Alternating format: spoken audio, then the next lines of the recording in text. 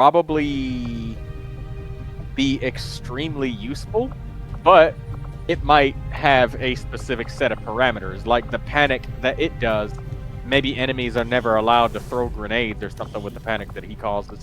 That's Something actually... really... Good, Commander. I'll let you You're know as soon as right. the project I is guess ready I for should deployment. explain what I know about the Spark unit to the best of my ability and ask what your input would be on what I am able to put out on it. I'm gonna go take a shit though. I'll be back. Okay. Well, we just started, so everybody now knows you're about to go take a dump. Well, you tell them I don't have pants on either, and that doesn't matter because we're streaming. It's just like during COVID. I'm gonna make that even funnier. The... By the way, welcome everybody to XCOM 2 War of the Chosen, the final showcase and discussion stream of classes and how to better understand them. At this point, all that's left are the DLC classes for War of the Chosen and the Shen's Last Gift Spark unit. We'll discuss the Spark unit. I don't have one available right now. I will try to build one and then get one built up as soon as possible because the Spark unit is... The Spark unit is an interesting unit, to say the least. Like, this is a unit that I don't really know how to discuss. I really don't know how to discuss it. But I'm going to do my best anyway, because I want to try and make sure that it...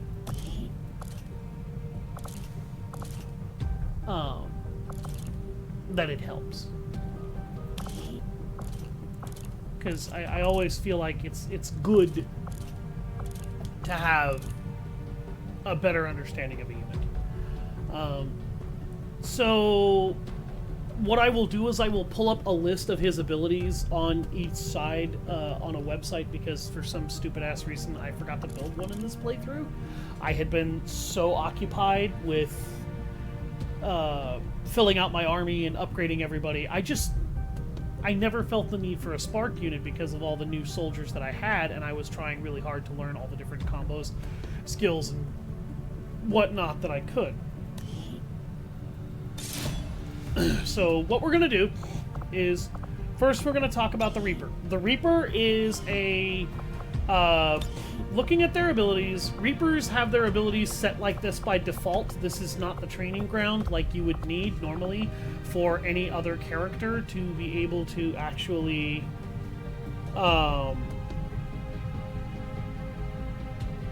like you would need with any other character for, I'm sorry, my brain is fucking failing me right now. Hang on a second.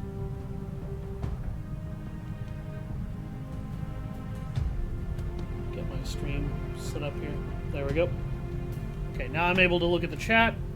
The way that you work a class like this is this class basically gets enough EXP to level up. They get ability points.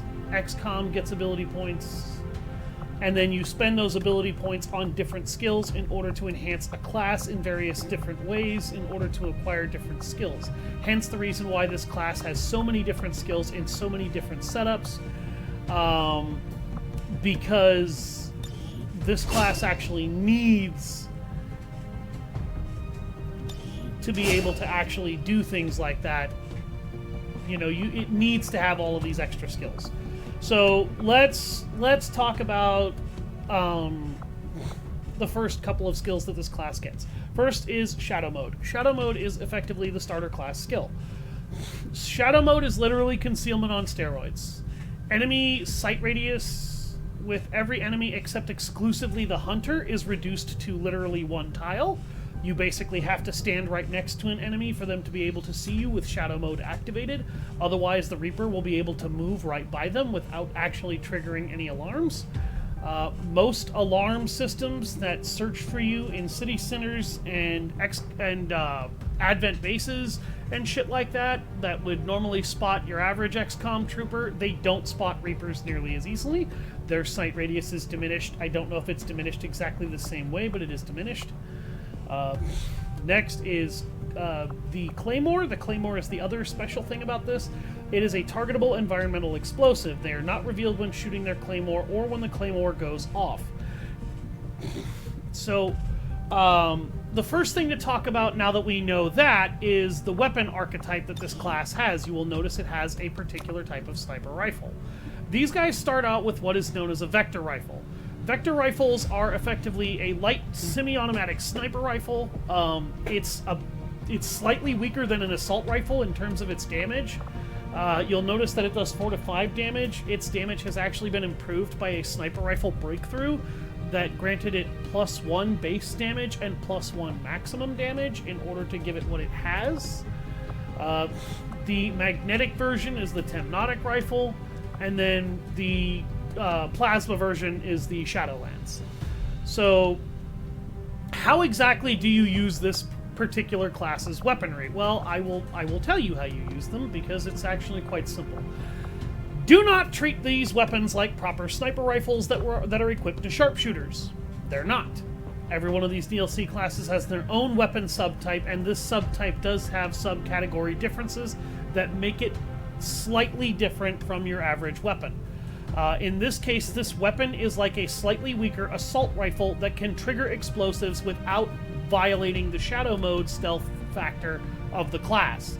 A Reaper that is doing its job well and working incredibly well will probably spend the majority of its time in most missions in shadow mode, even while the rest of the squad is exposed.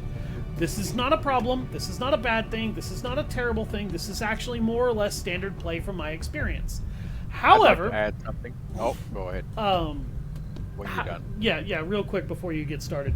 However, just because shadow mode is a fantastic asset and this rifle is not that powerful, it does not mean that this class is useless in combat. It is actually pretty good in combat. However, due to the nature of shadow mode and the stealth aspects this class's ability tree are built around, this class is easily the greatest scout in the entire game. Bar none. Rangers don't compare. Sharpshooters don't compare. Grenadiers obviously wouldn't compare. Psi operatives don't compare. This class is the primo stealth scout, period. And it has tons of abilities that allow it to help reflect that. If you want to improve the damage on this particular class, you would not be out of your mind to do so by giving it a different type of ammunition in order to help it enhance itself. I personally would recommend blue screen ammo, because this particular class has a base 93 aim, which is the same as a sharpshooter. In terms of the attachments you would want to put on this gun, I put on a scope just to give it better aim at longer distances, but this class doesn't have squad sight. This is another reason why you need to not treat it as a sharpshooter. I'm positive there are people out there who treated this thing like a sharpshooter. Don't do that. Go ahead, Troy, before I lose my point here. Oh, well. No, go ahead. Attachments, I would recommend absolutely, fully, and completely that you use both the chance for instant kill and the what is it? The chance to take an extra shot. Yeah, so like the repeater. A repeater and a hair trigger. Yeah, repeater and hair trigger. And you don't need a magazine. Honestly, I feel like an expanded magazine is actually good for this, and we'll get to that in a minute. But yeah, the magazine is okay, but you have a magazine size of 4, and you have a magazine size of 3. Oh, okay, never mind. The magazine size is good, but the reason why I say magazine size isn't so necessary. That I'd say a auto loader would be better. Is because purely of the action economy, and the Reaper doesn't have that many abilities that I don't think he has any abilities actually that consume multiple shots. Actually, that's not true, and that's why I said the expanded magazine is more valuable than you think it is. I never got those abilities because I was prioritizing designing this class to stealth. Where is it? It does have a few skills oriented around using its gun. However, most of these skills are not acquired until it hits at least Sergeant, and Major and Colonel are where 2 of its more powerful just dump the magazine skills occur.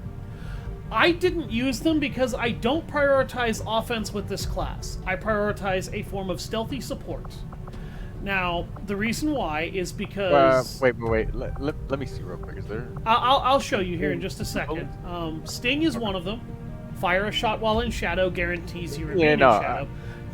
These are the skills, however, that you really need to worry about when it comes to a magazine size. Banish. Fire at a target until you run out of ammo or the target dies. Reveals the Reaper. Banish also has an upgrade, though. This upgrade is called Annihilate. When you kill a target with Banish, continue firing at another target until you run out of ammo. Damn. Alright, so, I was wrong about that. Yeah, expanded magazines are very good for Reapers, but not until they start to hit the later parts of their development. And that's because this is not a class that has most of its skills oriented around offense. This class is oriented more around supporting the squad with sabotage and subterfuge and the occasional explosive shot from the shadows. This is a class that also predominantly emphasizes high movement, and I know they only have 12 mobility, but high movement and stealth in general, with the ability to cause a lot of explosions and havoc if you're really good at fucking with the enemy in the environment. So we'll go over these skills as we develop them. Shadow grants the soldier Shadow, an advanced form of concealment where taking actions only has a chance to reveal the soldier. This is completely true. If you open fire on an enemy with a rifle from this unit, there is a base 10% chance you will be revealed when you fire. The game will roll an invisible set of dice that will determine that. That chance puristically increases every time you fire, though, from stealth. It goes from 10% to 50, from 50 to 80, from 80 to 90. After that, you will be revealed if you fire again, if you somehow miraculously have not been. I don't know how the fuck it'll happen that many times. Yeah, it's not likely that that's going to happen that many times, but it is possible. Claymore. Throw targeted environmental explosive. The Reaper is neither revealed when shooting the Claymore or when it goes off. These two are absolutely true. I have shot an enemy that I have stuck a Claymore to with this class, and it doesn't actually trigger any enemies to automatically detect the Reaper. It does not make the Reaper somehow more likely to be detected. They just shot a Claymore mine, it blew up, and the enemy doesn't know what the fuck happened. Now, the Claymore is a unique explosive that sticks to whatever surface or enemy that you throw it on.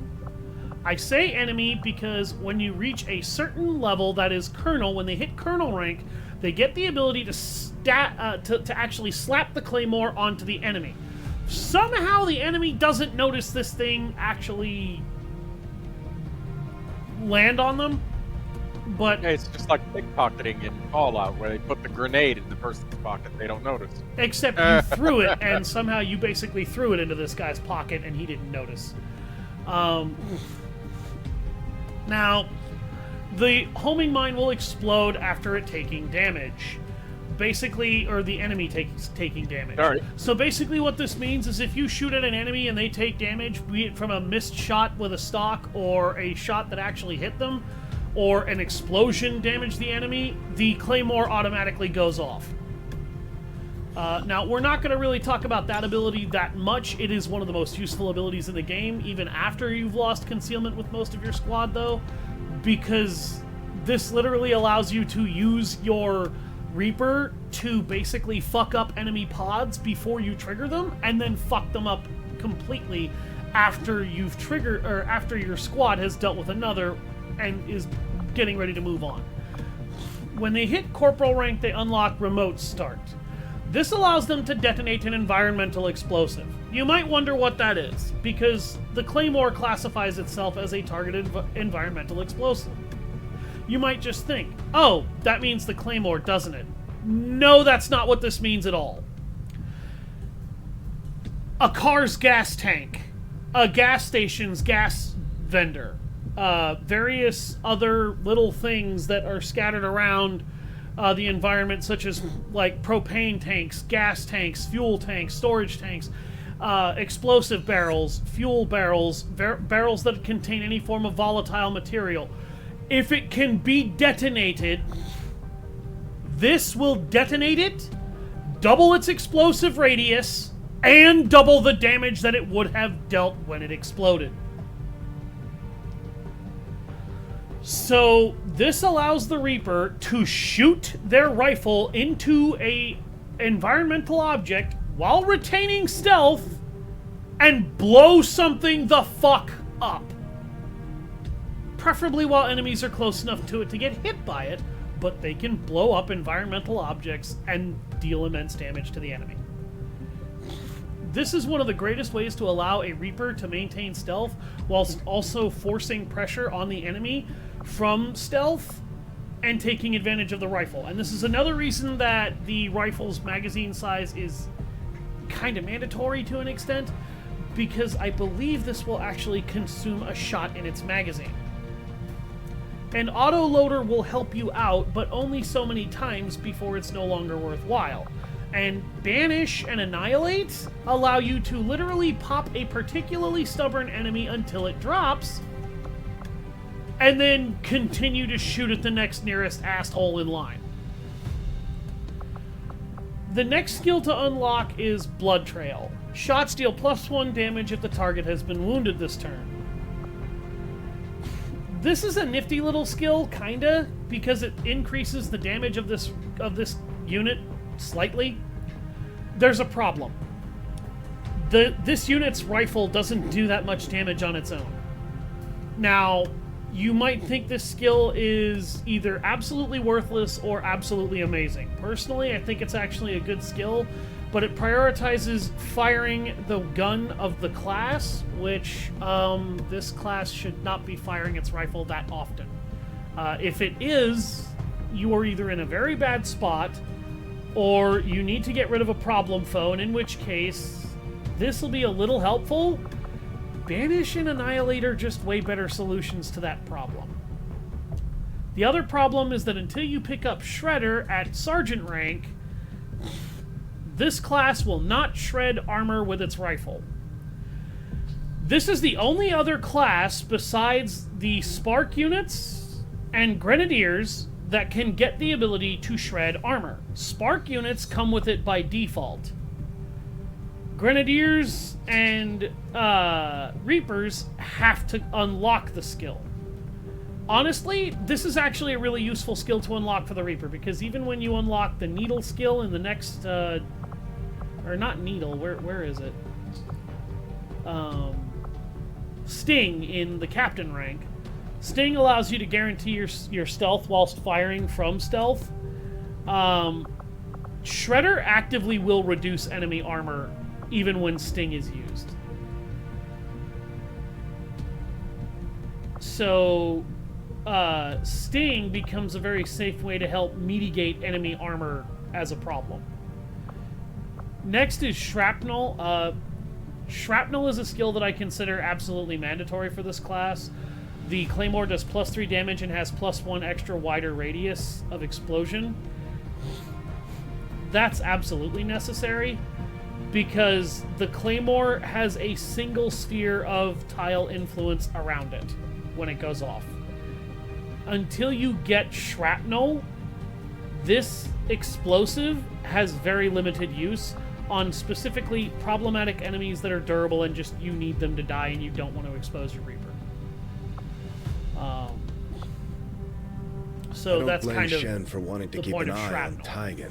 And Shrapnel is one of the best upgrades this class can get, because when you combine it with Homing Mine later when it turns into a kernel, you literally can throw a explosive onto a pod of enemies, and if you throw it at the right enemy, that enemy will have everybody else caught in the blast radius. You can then fire and then damage that enemy with the shot whilst also blowing up that enemy and blowing everyone else up. And if the enemy is killed, then you can use target definition, or not target definition, what's the other one? Silent Killer, to basically prevent yourself from having your chance to break out of shadow go up from 0, so you will be guaranteed to remain in stealth. Which is amazing. It's basically, I just blew that guy the fuck up and crippled his party, and my friends haven't even found him yet because they're off fighting somebody else and winning, or catching up to me. Which is absolutely hilarious. Target definition. This is another one of those skills. I consider this 100% mandatory for the class. Any unit seen by a Reaper remains permanently visible. It doesn't matter if the Reaper still has line of sight or not. It doesn't matter if the squad has line of sight. After a Reaper has seen this unit, it doesn't matter if the unit moves or not, it will remain permanently visible to the entire rest of the party, the squad, and the team. And this means that you can use this unit to go around and expose enemy pods and keep your eye on them, and if they are going to become a problem, you can set up an ambush in advance, or you can try to move around them in order to simply not deal with them at all. A lot of people also don't like the Templar because they feel like the Templar will run them the risk of triggering additional enemy pods in a mission. You can run multiple different types of these hero classes in one squad. You can run a Reaper and a Templar in the same squad. Have the Reaper scout the battlefield while the Templar and the rest of the team are picking people off. And if the Reaper has scouted the battlefield correctly, triggering additional enemy pods is either not going to be a problem, or it's going to be a calculated factor that you will already have a plan for.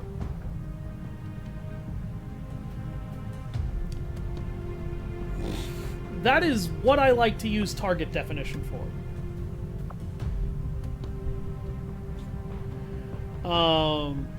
Then she gets to Lieutenant, and you get Silent Killer. Kills with a vector rifle do not increase your chance to break out of shadow, but the chance to reveal still occurs.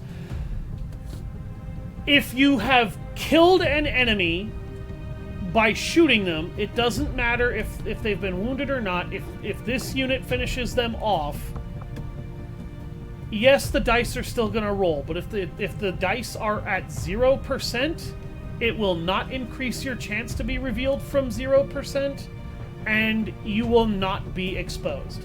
You can literally abuse Silent Killer to finish off weakened enemies from a flank with this class without ever breaking stealth. This is one of the most unbelievably useful fucking skills you will ever see on a unit, period.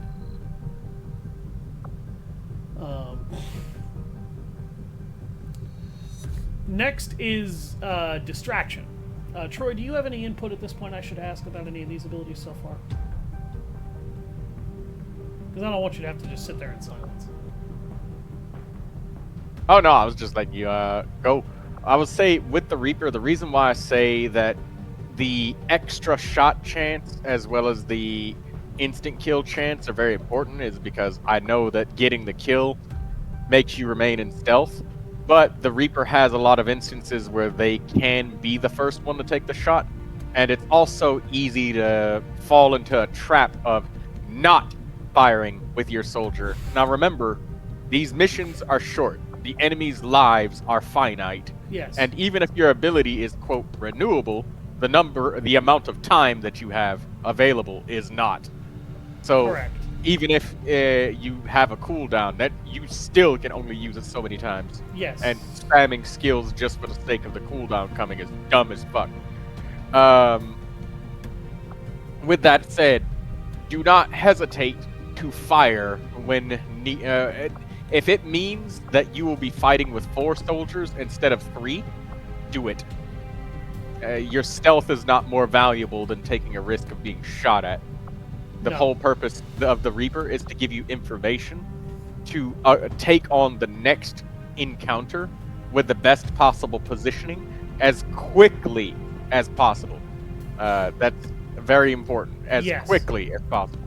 If you take 3 turns setting up an ambush and then you just lose the objective, you wasted your time. Mm-hmm. If you spend the entire time fighting with only 3 soldiers and you're struggling and the missions are so hard, because you're not firing attacks and you're worried about your Reaper's stealth being blown. Remember that your squad starts with concealment and they blow that shit up on the very first pod. Yes.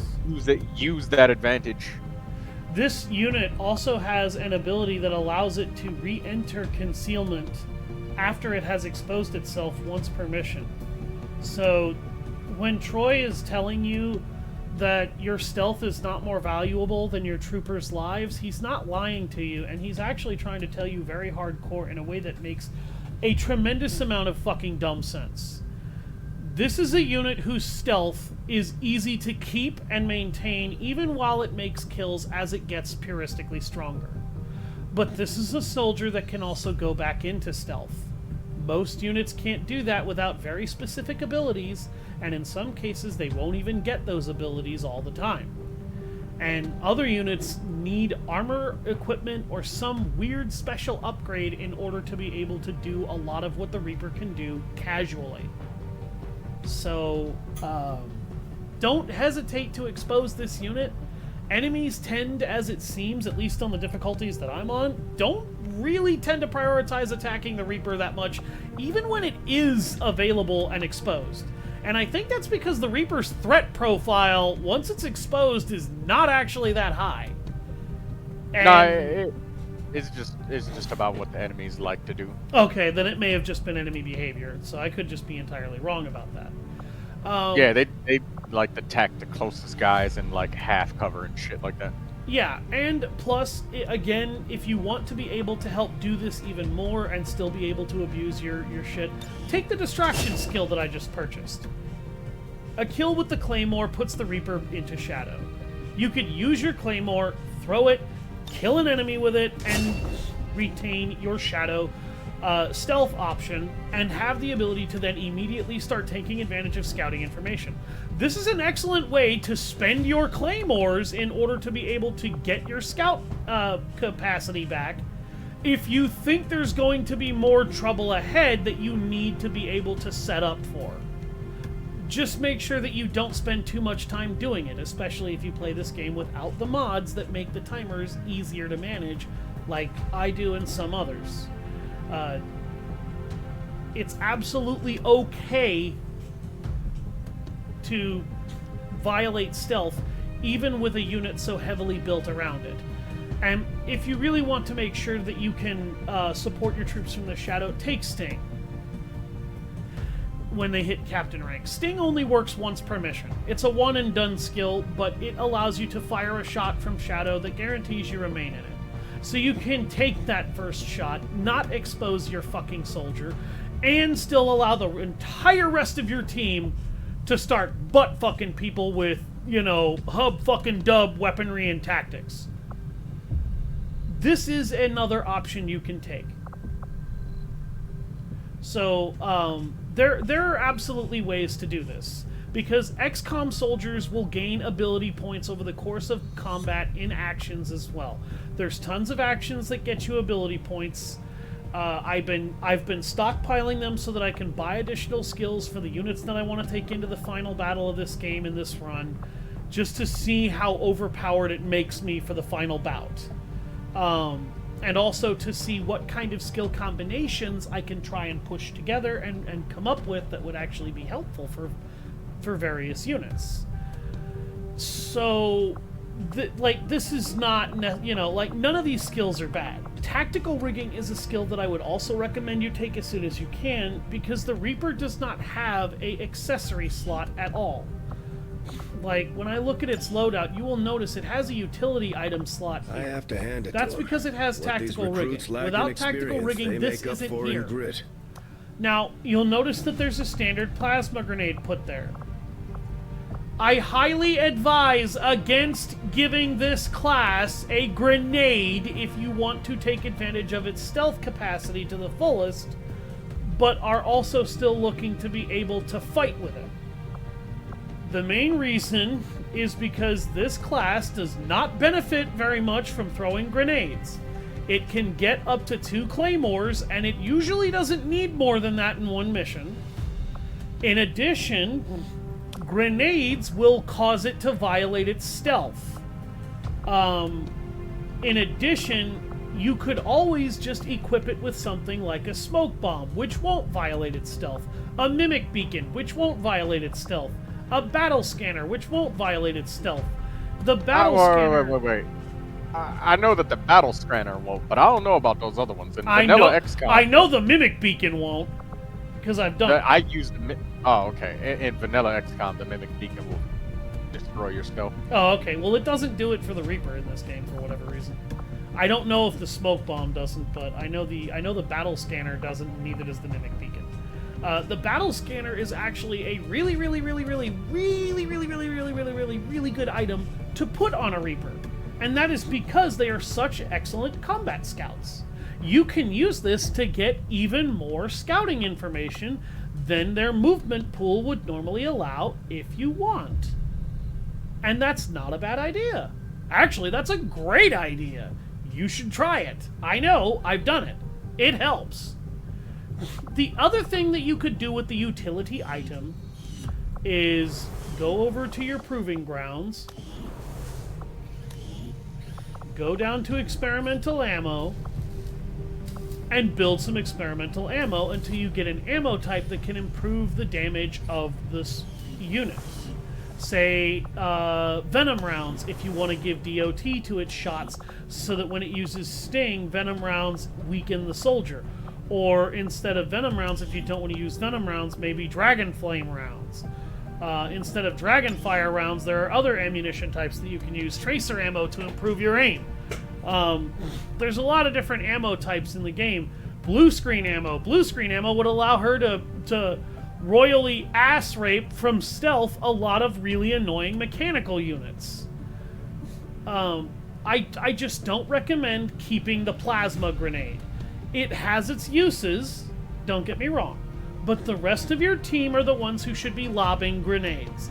This class doesn't benefit that much from lobbing a grenade, and it can lob a couple of specialized explosives that are incredibly powerful already. It doesn't need to lob grenades.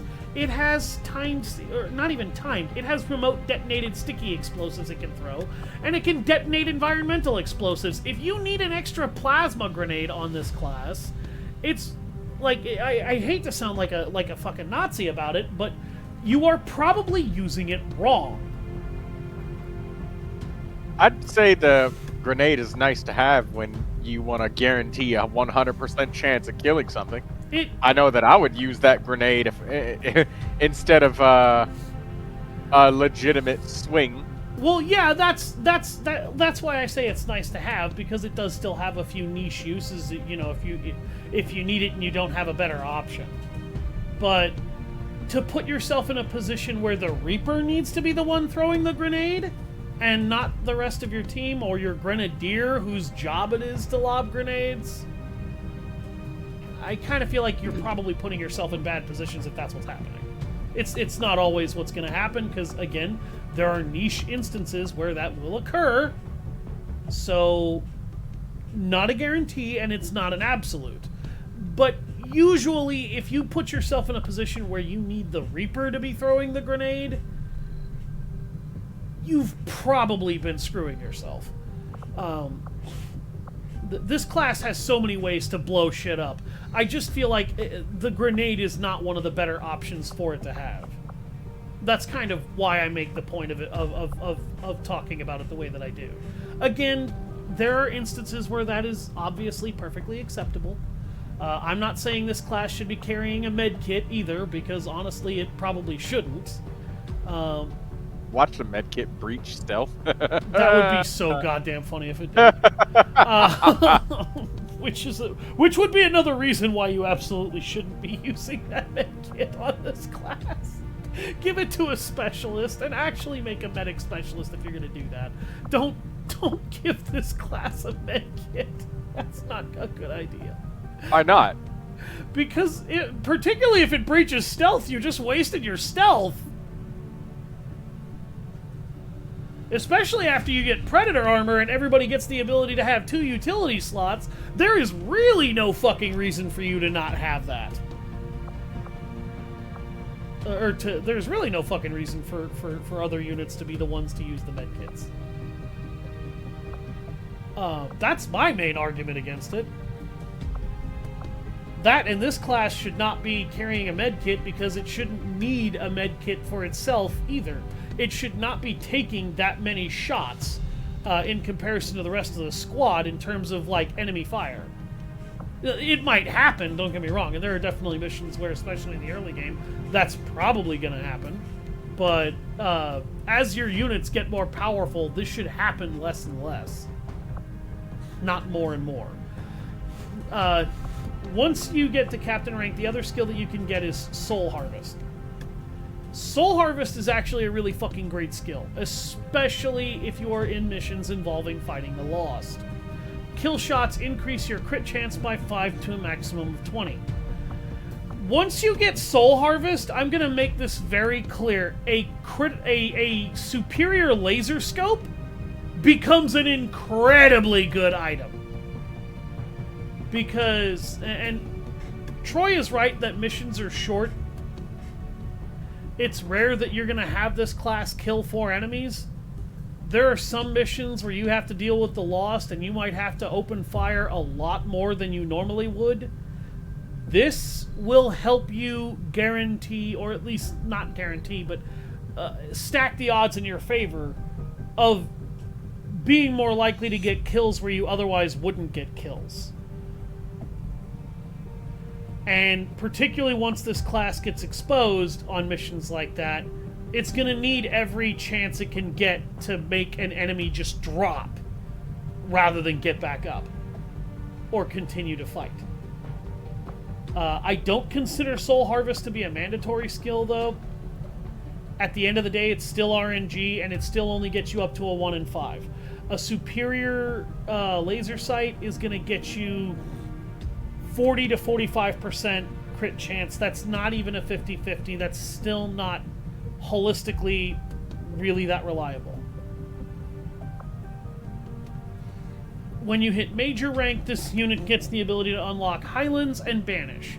Highlands is a skill that I absolutely recommend you take immediately. It allows them to carry an additional Claymore explosive. This has a lot of synergy. It has synergy with Distraction for if the unit gets exposed and you want to put it back in stealth, whilst also dealing a kill to the enemy. It has synergy with the rest of your squad because you can throw a Claymore at an enemy, shoot that enemy, blow that enemy to hell, damage the entire pod, and now the entire pod is weakened, and that makes it that much easier for you to deal with. Now you can do that twice per mission instead of just once.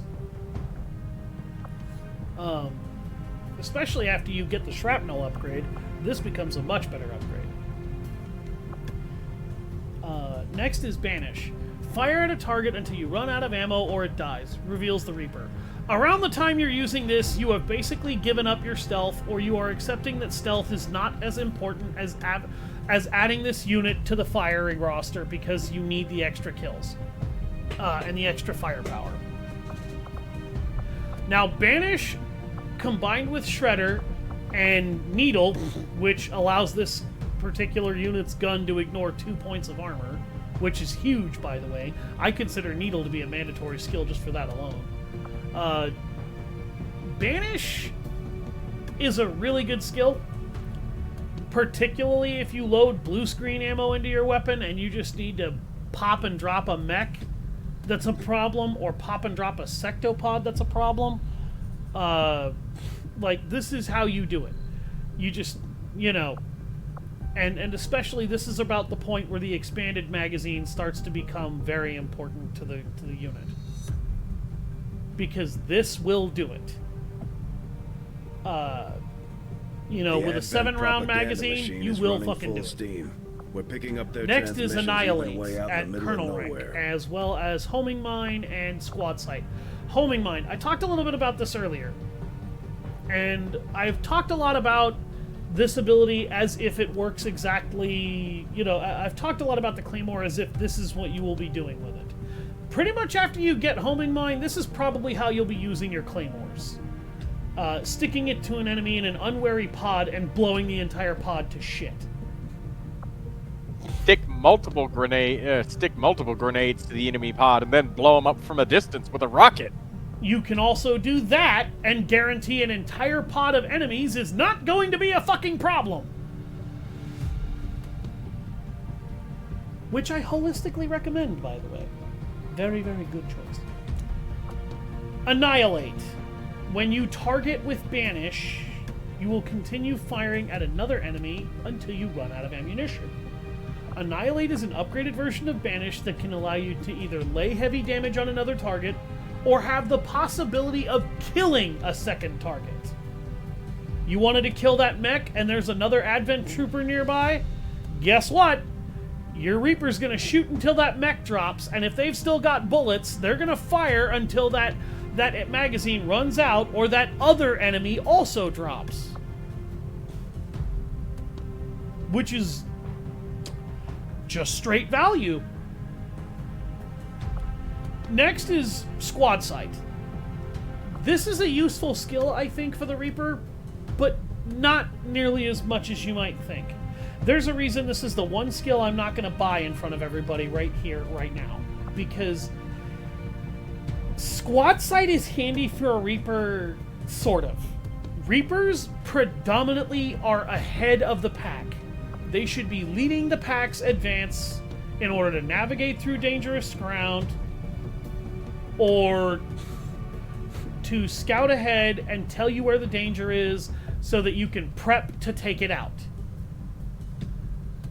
Because they are almost never in the back of the line, this skill does not actually come in near as much handy as you would probably think it would. Now, there are instances where it very much has a great deal of use and value. I will not disparage that. But this should probably be one of the last skills you pick up with this class. I would argue that both of these are actually way better. Just because it's going to be a relatively rare occurrence that this class takes advantage of Squad Sight. It's not like a sharpshooter. And this is the main thing that I want to keep stressing. This class is not a sharpshooter. It's a scout. It's a scout that makes Rangers jealous with how well it scouts. Treat it like one. Don't hesitate to break stealth if it will save your life or the lives of your soldiers.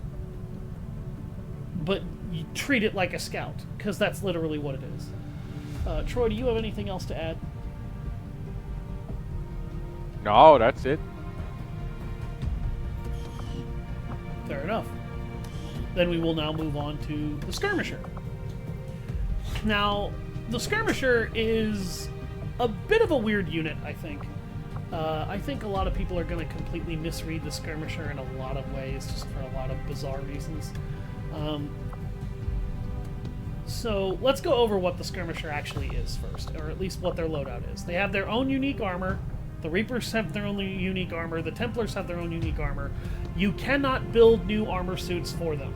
All of the armor suits that are available to be built, purchased, constructed, and used and researched, other than upgrading them from basic armor to Predator, from Predator to Powered, that's all there is.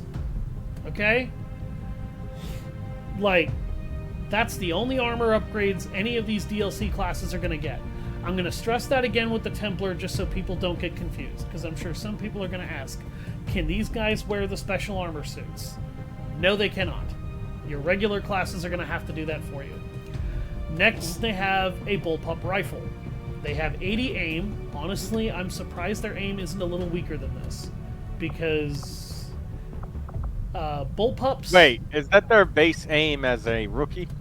I'm pretty sure it is. I don't... 80 as a rookie? It might... God damn! It might be a little bit lower than that. I think actually their starting aim is 70. 70 or 60. They have bullpup rifles. That's less than a sharpshooter. What? I said, oh, okay, that's less than a sharpshooter then. Never mind. Yeah. They have bullpup rifles. Now, you'll notice the bullpup rifle has exactly the same problem that the Reaper rifle has, in that it is, again, less powerful than a proper assault rifle. I said on our last stream, I told Fox, hey, treat that like a pseudo shotgun and you will have a better work with it. There's a reason I said that. And it is because this class, like this weapon, is not particularly long ranged. And the other thing about it that you're seeing right now in its tactical info, firing a bullpup does not end their turn, and it can be fired twice in a single turn. Bullpups are extremely effective at close range. Their accuracy, however, drops off quickly at long range. This is completely true. It upgrades to the magnetic Cal 15 bullpup, and then it upgrades to the Cal 90 bullpup, which is literally a plasma bullpup. So this class is really fucking weird because it likes to be close to the enemy. It likes to be almost up against them, almost hugging them. It likes to be within punching, ripping, tearing, and shanking distance. But it is not nearly as good at doing that as a Reaper or a Templar is. Or not Reaper, excuse me. As a Ranger or a Templar is. It also has a weapon known as a Ripjack. Ripjacks are this unit's unique melee weapon. Basically what it is it's a Wolverine Claw. It upgrades to the Ionic Ripjack, which is basically their magnetic equivalent, and a Fusion Ripjack, which is their Tier 3 equivalent. Now, you might wonder what a good utility item would be for them. Honestly, there's a lot of good utility items for this class. Pretty much any utility item you can imagine can be useful. They can take advantage of battle scanners, they can take advantage of EMP bombs, plasma grenades, gas bombs, acid bombs, incendiary bombs, battle scanners, smoke bombs, mimic beacons, various ammo types, flashbang grenades, medkits. They can use almost anything and actually get a little bit of use out of it. They're a little bit of a jack of all trades in that regard. I'd say give them grenades. I would highly recommend actually giving them specialized ammo.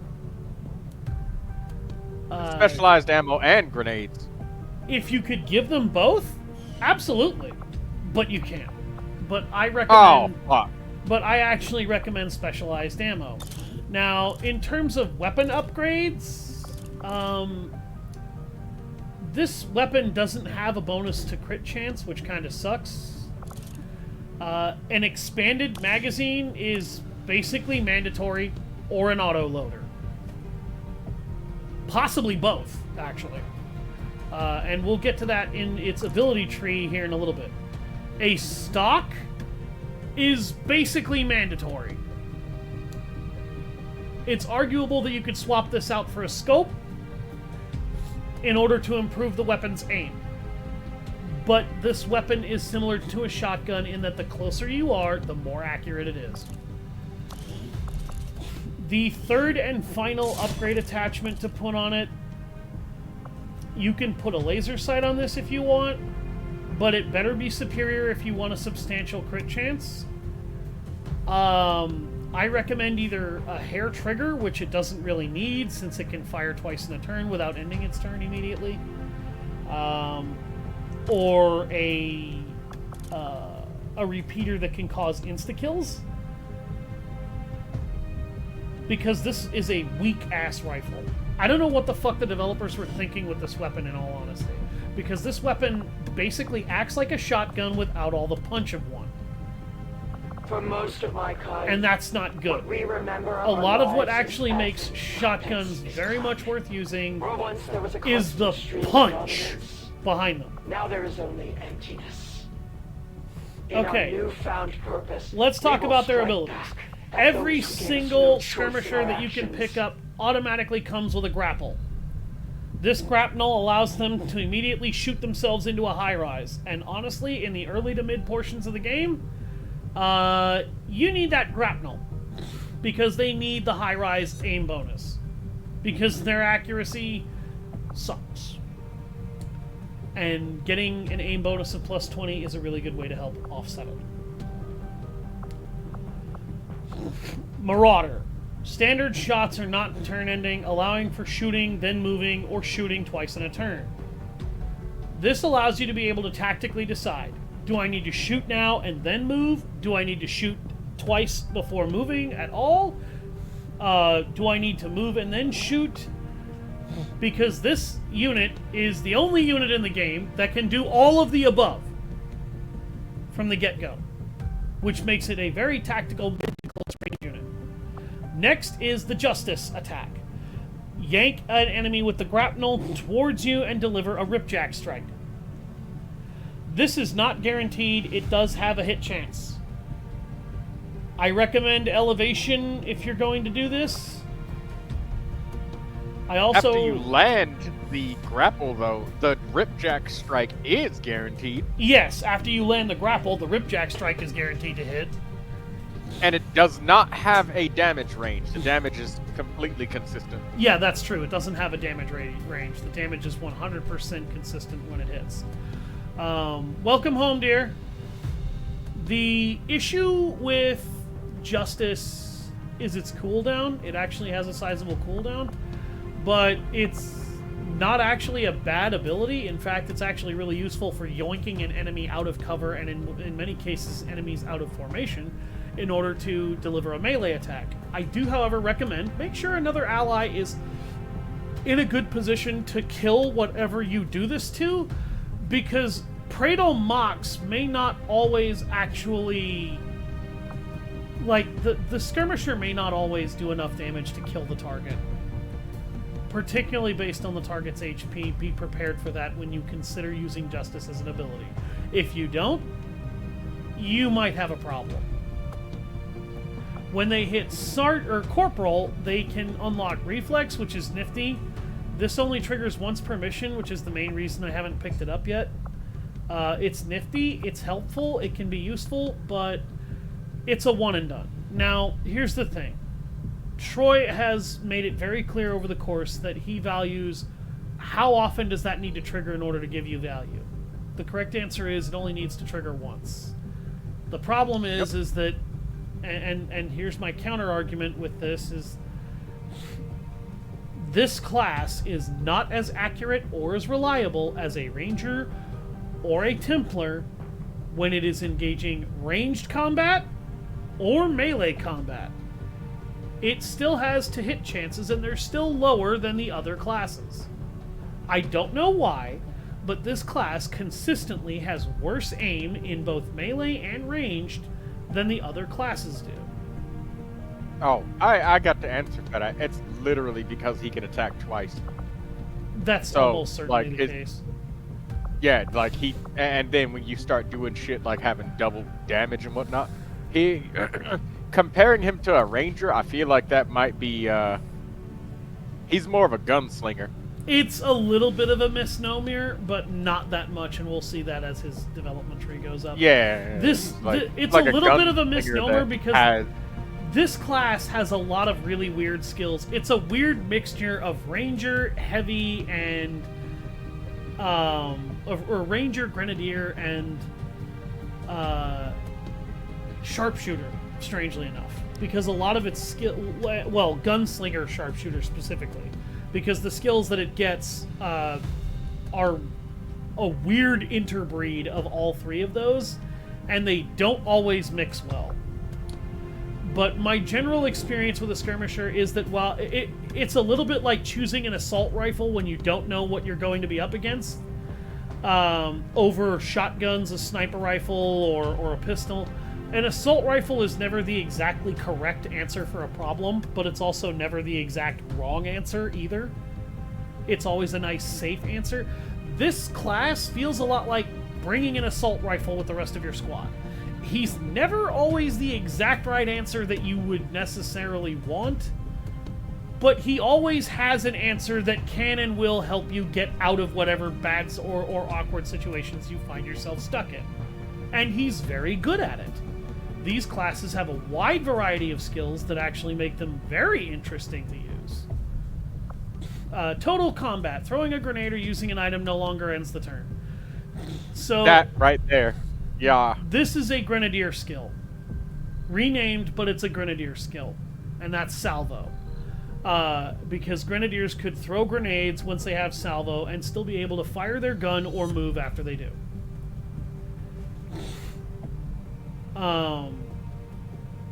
Total combat is really useful. It no longer ends their turn and allows them to also fire their weapon after they blow something up. Typically, if you're going to have this class throw a grenade, my experience is not only do you want to damage and shred the enemies, you're also trying to destroy their cover. This then allows them to immediately fire their bullpup right afterwards in order to damage the survivors. Because the survivors are almost always injured, that means they're probably taking enough damage to die or be critically set up for other units to kill them. Yeah, like throwing a grenade and then doing saturation fire. Which is something that they can absolutely do right afterwards because this class has saturation fire. Another skill taken from the Grenadiers, I consider this to be one of the best skills for this class.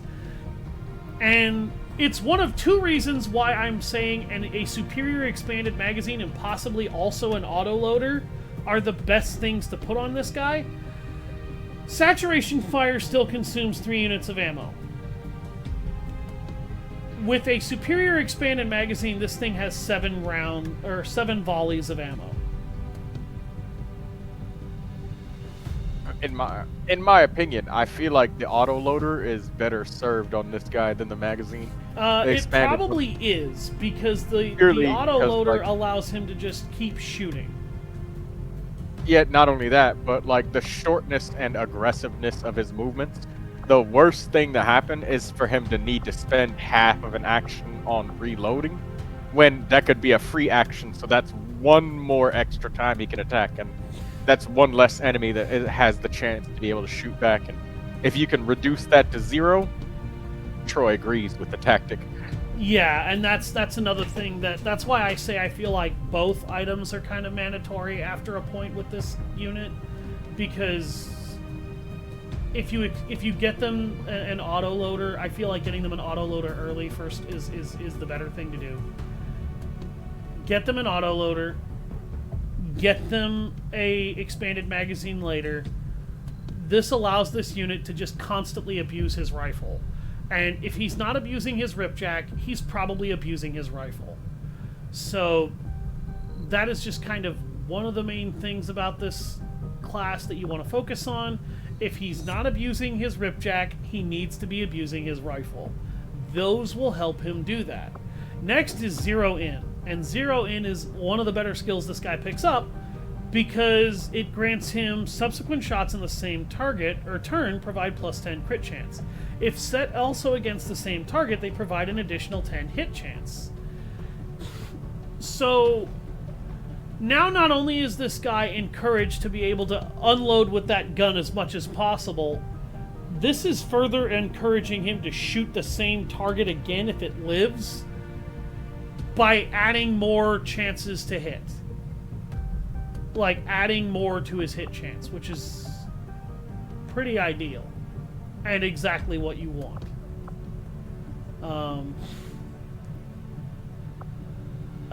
The additional crit chance is nice, but unless you have a superior laser sight mounted on this thing at some point, you probably won't get that much value out of it. It's nifty to have, but this gun does not do that much extra damage from criticals.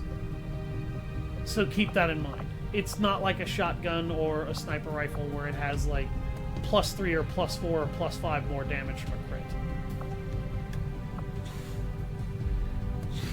Okay, next is the Wrath skill.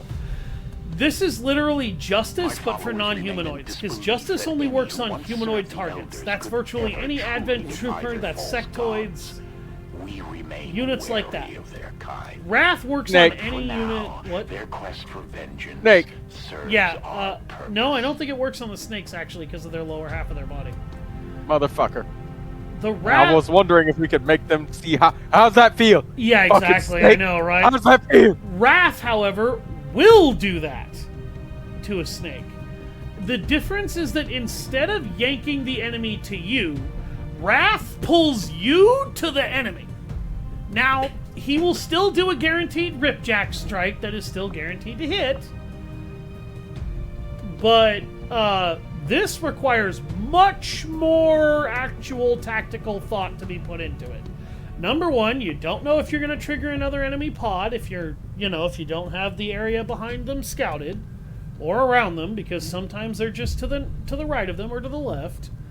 And number two, pulling him into a gauntlet of enemies, if you don't have the ability to immediately kill those enemies, can get the fucking skirmisher killed right afterwards.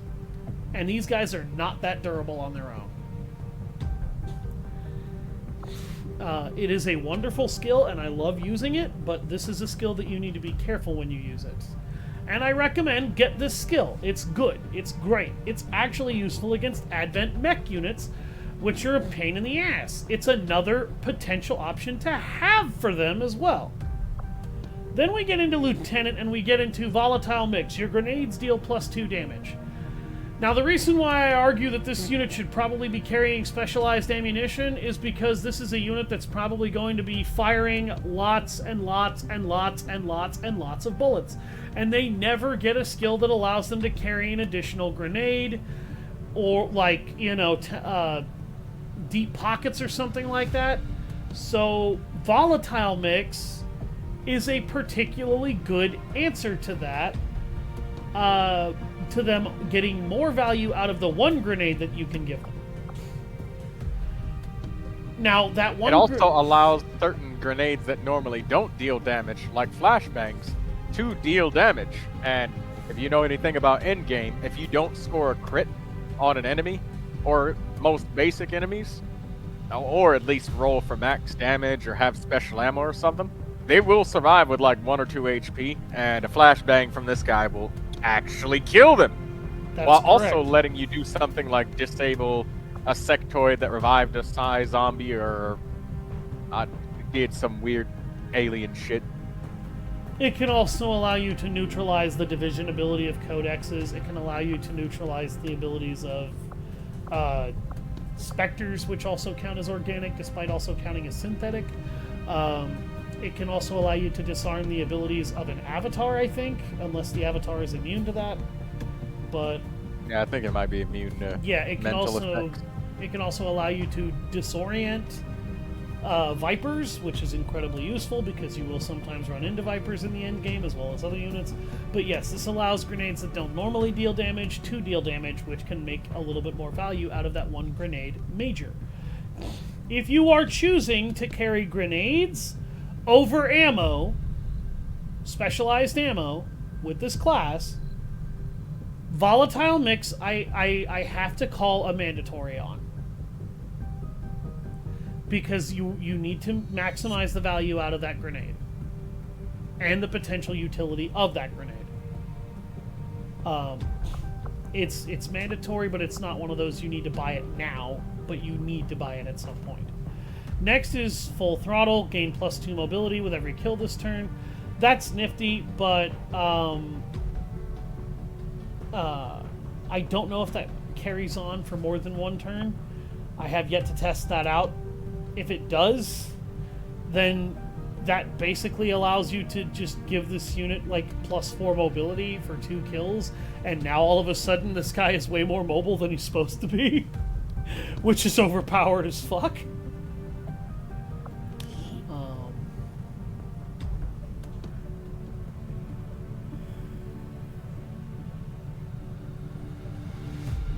But only kills by the skirmisher will count towards that.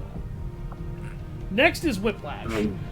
Whiplash I consider mandatory because it says this does not cost an action. I wonder if that's not a glitch, because sometimes it feels like it does. But this is basically... Whip the piss right out of them! This is a Whiplash attack that deals double damage to synthetic enemies, and actually hits pretty fucking hard and does a lot of work, and it's just a really good skill to use for that. It's also good at just having an extra way to attack other enemies without necessarily ending the skirmisher's turn, giving them an additional free attempt at an action, and it is just tactically it's another tool in your kit. Captain. At captain rank, he can unlock lightning reflexes. This class never unlocks shadow step, so I recommend lightning reflexes, particularly with how aggressive and mobile this unit has to be. Lightning reflexes really feels like a must, just because it's that useful, it's that good, and it's that versatile, and it's that helpful. Next is interrupt. A powerful form of Overwatch. Instead of firing automatically, perform any single action. This can allow you to move, hunker down, or throw a grenade at an inopportune time for the enemy to have that happen to them. Or use a special combat item for the same thing. Like, say something happened that you didn't expect, and you forget to use your Mimic Beacon, and your Mimic Beacon is on your Skirmisher. Your Skirmisher can do the Mimic Beacon, or your Skirmisher can use Combat Presence, which is a skill I haven't explained yet, to give the guy who has the Mimic Beacon an immediate chance to use the Mimic Beacon and save somebody from getting killed. This has a ton of various uses. I haven't picked it up largely in favor of other skills that I really wanted with this class. Retribution. This is literally Bladestorm by another name. Free Ripjack attacks against any enemies that enter or attack from melee range. This literally allows you to just to run into a gauntlet of enemies and stab somebody, and then when everybody else tries to run away, now you can stab them as they try to run away. It also allows you to be able to deal with a lot of other situations where an enemy will try to melee. You will now have a chance to cut them down before they melee you. Retribution is a great skill, and I recommend you pick it up because this class is extremely aggressive, and anything that helps this class apply that aggression further, and this does, or gives it defensive aggressional options, is never bad to have. Combat Presence. Grant an extra action to a squad mate. This is literally a... I use 2 actions with another teammate, and I need that teammate to act again skill.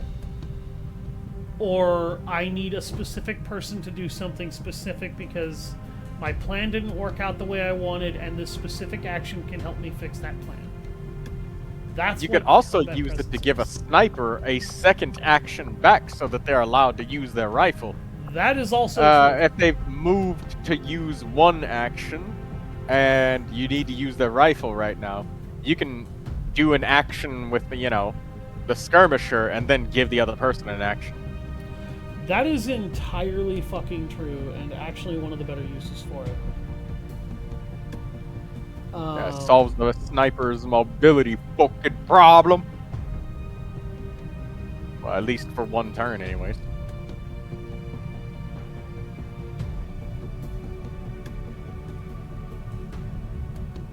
Yes.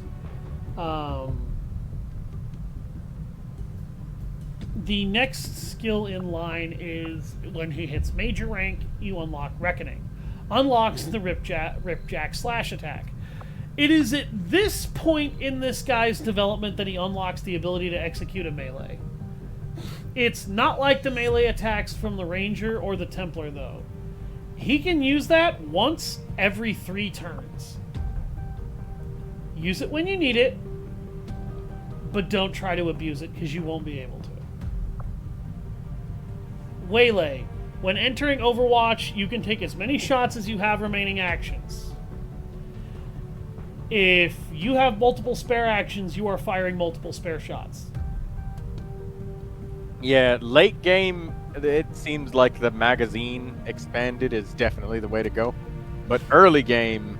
Early game, you really want an autoloader. He needs it. Yeah, late game, I feel like the autoloader and the magazine both definitely need to be happening. The Templars seek to take from the Elders what is most but this just kind of helps you continue again, The applying psionic that power extra they draw offensive from pressure. this world Manual and override. all the other Lower all worlds they ability have cooldowns by dominion 1. over. This has If a the 5-turn Templar cooldown. followers But would once pursue their goal it to the triggers, you Elders, have lowered Lord, all your ability then cooldowns we have that you no have objections normally to on this. cooldown. So he can use his grapnel 1 turn early, he can use Justice, Wrath, Combat Presence, Retribution, or not Retribution, but Combat Presence, things like that, all once all one turn earlier. Kiss my ass. Welcome to the stream, Spartan, and kiss my ass. What's up? So, skirmish is the skirmisher really benefits from manual override, especially since they have a lot of skills. Oh, and there's one thing I forgot to mention about Whiplash. This is a once per mission ability, and it does not guarantee a hit. It has an aim chance. Honestly, I feel like because this is literally a one and done, it should be guaranteed when everything else about this class is all accuracy based. It's free, though. It's free, but it's also limited to one use per mission. And that matters. Battle Lord. After each enemy in line of sight takes a turn, take an immediate action. This allows you to interrupt the enemy's turn and start fucking them with your own turns. No lube. No lube. Next is... No lube. Now, this has a wide variety of different uses because it says take an immediate action. That doesn't mean you have to open fire. That doesn't mean you have to throw a grenade. Any of his skills can be immediately triggered after this happens. So this is a really good ability. Judgment. When targeted by an attack, enemy has a chance to panic.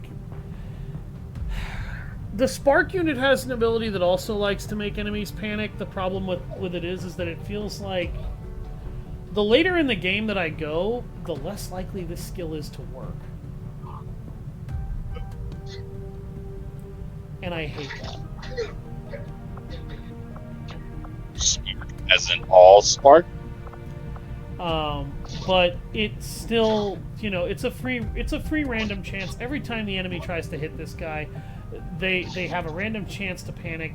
That's not a bad thing. That's just another potential dimension to use. Just don't depend on it to save you. Depend on it to maybe happen, but don't depend on it to save you. Aid protocol. Aid protocol will save you. And it'll help. And actually, aid protocol can help. And it makes this a more viable option.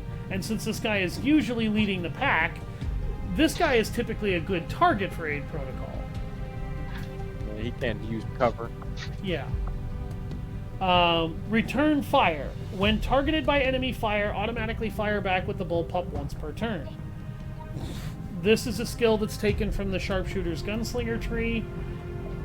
It's kind of useful to have, but the bullpup is not a very reliable weapon for accuracy purposes, which is why I kind of also recommend at some point you might want to put a stock on this thing, because it's not that accurate. Return fire is great for that. So this guy has a lot of skills in his kit. He has a lot of weird different abilities that can help get him in and out of trouble. He's basically built to get himself into trouble and get himself out of it through hardcore, careful, smart planning and intellectual use of his kit. So my recommendation with this class: keep him near the front lines, but keep him supported. This guy is a weird kind of jack of all trades for what he does. None of his skills are really bad, but they're never exactly the right answer. But despite that, it is a very useful part of your arsenal that is excellent at applying pressure to the enemy and helping the rest of the squad assault the enemy with additional pressure, because he can apply that pressure in a wide variety of ways, some of which is through skills he actively uses to help his teammates take actions, not just take actions himself. The last unit to discuss, and this is probably going to be one of the more fun units to discuss, is the Templar. Now, the Templar is a unit whose loadout is very brief to discuss. It has its standard powered armor, which is nifty, the +6 health, +1 armor. It has celestial gauntlets, which is nice. It has a auto pistol that goes from a conventional one to a beam one, or to a, not to a beam one, but to a magnetic one to a beam one. And It also benefits from the pistol +1 damage upgrade, which is why it has as much damage as it does. It can also carry a utility item. It can carry grenades. I recommend pick a grenade that's going to be tactically useful to you. Or carry a mimic beacon if you want to get yourself out of a bad spot in a hurry and you made a mistake. Flashbangs are good for it to carry in order to set up its charges and attacks. Or if it's already made one and there's a particularly annoying opponent, you can use acid, incendiaries, gas, EMPs, something to help shore up its arsenal. This is not a class that you get to use weapon attachments on. And that's because its primary weapon is melee gauntlets. Those gauntlets on his arms, These hands. those are how he does his damage. These fucking hands, also. These hands. This pistol is an infinite ammo backup weapon that he uses when he has no other recourse when it comes to being able to actually melee an enemy. Use this as a backup weapon, treat it as one. There's not really that much else to say about that. When we get into his ability tree, here is where this class starts to get interesting. Rend, melee attack again with a chance to stun or disorient the target, cannot miss, triggers momentum, and generates focus on kills. This is a melee attack with guaranteed damage. This is a melee attack with guaranteed ability to possibly even kill. This is a melee attack that also triggers what's known as momentum. What is momentum?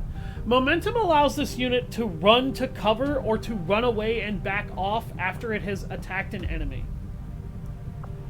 This is a lovely fucking attack, and it's probably the attack you will use the most. You might also ask yourself, because it says generates focus on kills. What is focus? This is focus. Gain focus during missions to increase stats, damage, and ability effectiveness. Can be spent on powerful abilities. Focus level 1. Rend damage +1. Mobility +1. Dodge +10. Focus level 2. Rend damage +2. Mobility +2. Dodge +20. Focus level 3. Rend damage +3. Mobility +3. Dodge +25. Templars begin missions weaker than other soldiers but can become extremely powerful at higher focus levels. Effectively managing focus to get the most out of the stat boosts in each ability is critical to using a Templar.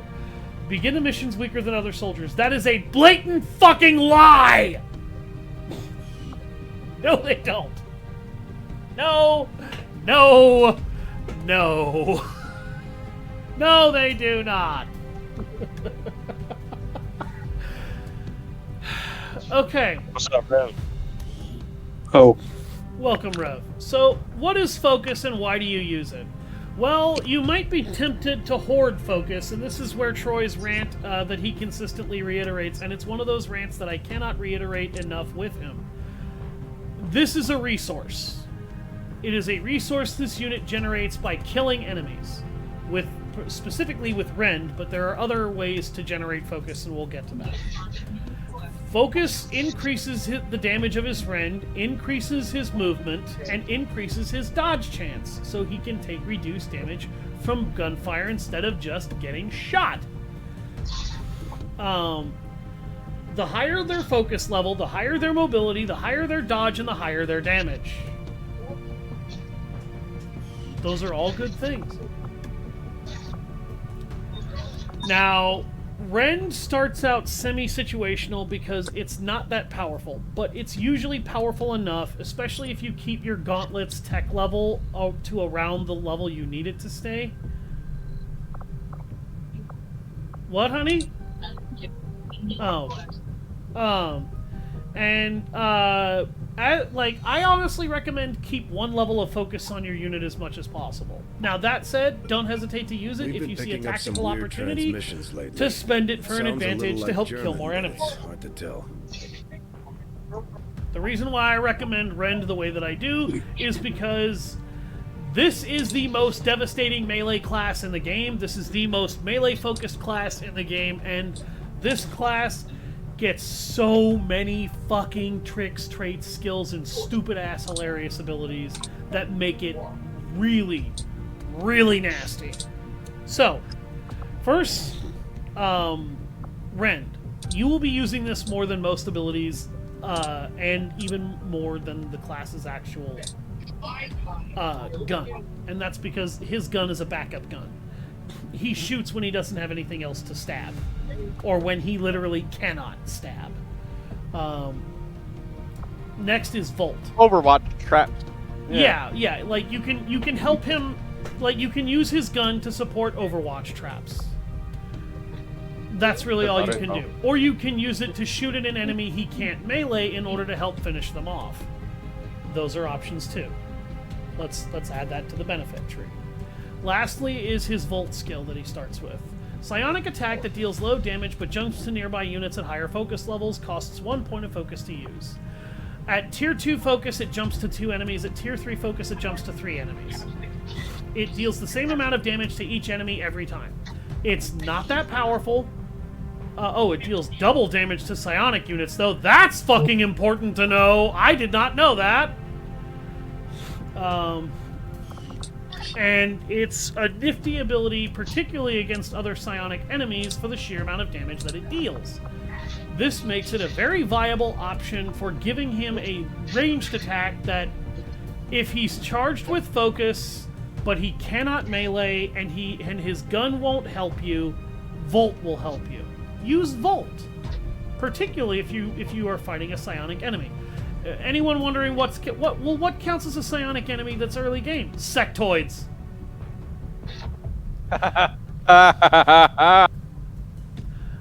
Now, here's what's even funnier. Sectoids also have a melee vulnerability, so this is 2 ways to tell a sectoid to fuck off! And 9 times out of 10, this unit one-shots a sectoid when it attacks them, by the way. So, the melee attacks of this unit basically can't miss. It generates focus every time it kills something, except for when it does Bladestorm kills. And it is just a really good unit for running up, stabbing a motherfucker, and running to cover. And it also has abilities that help deal with psionic enemies, and psionic enemies are often annoying as hell. By the way, what counts as a psionic enemy early to mid-game that Volt would be good against? Advent Priests! Who are annoying as hell! There's an upgrade for this when they hit Corporal, and I really like this upgrade. It's called Aftershock. Targets hit by Volt become easier to hit, increasing the squad's aim by plus 15 against the target. This is literally hollow targeting for the Volt skill, and this is another reason why Volt becomes a very good skill for you to abuse. If you have focus, using this is not a bad idea. Why? I'll tell you why. Because now you can shock a motherfucker, and everybody that gets hit by it, as it bounces to additional targets, is going to take hollow targeting in addition to taking damage. So you can hollow target up to 3 enemies in a single move. Think about that. Wait, which are you talking about saturation fire? No. Oh. I'm talking about Aftershock. Look at my screen, Troy. I know I'm sharing it. Targets struck by Volt will be easier to hit, increasing the squad's aim by plus 15 against the target. Oh my god, that's wonderful. Yeah, I remember that one. When Volt is used at max focus, it only consumes 1 point of focus, and it will hit up to 3 enemies that you can see. This can hollow target at 3 enemies in 1 action. That's insane value. Next is Parry. What if your focus needs more focus? If your focus needs more focus, then I suggest you go rending for more focus. Next is Parry. After attacking with Rend, prevent all damage from the next attack instead of moving. If you don't want to move and you have a moderate to high level of focus, or you're starting to build focus, so your dodge is starting to increase, Parry is one of the best skills in the game. Because you can attack an enemy, kill them, and then immediately block the next retaliation strike that's about to hit you in the face. There's no reason not to take this. In fact, I have often wondered, is the movement of momentum better than the parry more often than not? And at least on lower difficulties, the answer is no. Parry is pretty fucking good. Parry is ridiculously fucking good. I have gotten so much value out of parry. And here's the best part about parry. You don't have to kill what you just stabbed. You can just hit them, activate parry, and if you know they're going to live to the next turn, that enemy is going to attack the Templar and do nothing. It's hilarious. You had to stab what you kill, though. It's rare for a Templar to not actually kill what it's stabbing, especially after it's gained a point or two of focus. Next is Amplify. Mark a single target with psionic lens. This causes them to take an additional 33% damage from a number of future single target attacks. Costs 1 point of focus. Amplify is an amazing skill. Do not sleep on this skill. I haven't used it largely because of the playstyle that I have preferred with this class and because it has a lot of really good abilities. There is no such thing as a bad skill really with this class. There are just skills that are kind of greater or lesser value. But Amplify is a really good skill. Finally, we have Blade Storm. This is the skill that is going to see the most use and value out of a Templar. Why? Because the whole point of a Templar, honestly, is to run into the middle of an enemy pod, stab a motherfucker, and then when everybody tries to run the fuck out of dodge, he now gets a free chance to stab every other motherfucker. Except it's not a free chance, it's a free guarantee. He gets free damage on the entire fucking pod! He gets to give out melee fuck yous to everybody when they try to walk away. And he doesn't miss. He's just like, you get to catch a hand, you get to catch a hand, and you catch my hands! Everybody catches his hand. It's fucking great. Like, it simply put, get Blade Storm. If you are not taking Blade Storm with this class, this is why your class isn't seeing the value you need it to see in order to get the most out of a Templar. Overcharge. Rend attacks have a 33% chance to generate focus, so this means there is now a 1 in 3 chance every time you melee an enemy, even if it doesn't die, you will still gain focus. This is great because you need to keep your focus high in order to use a lot of this class's best skills, and in order to be able to maintain its high-powered DPS. Next is Pillar. Summon a pillar of psionic energy to act as a high cover point. Costs 1 focus. This can be great for giving this unit cover if it needs it, which, I'll be fucking real with you, I don't really use cover with this unit that much. This unit, it feels like, needs cover less than most other units that you use, because it has so many ways to mitigate getting shot in the face. And stabbed in the balls. I do have something for that. With the Templar, moving similarly in a fashion to, what's their name? Moving similarly in a fashion to the Assassin unit. Yes. Trying to get 2 pieces of full cover next to each other can completely block line of sight. So what that can end up doing is, if the Templar is the only one who's in line of sight, if you make 2 bricks of full cover right next to each other and move on either the left or right side, the enemy completely cannot get line of sight on you. Like, literally, there's none whatsoever.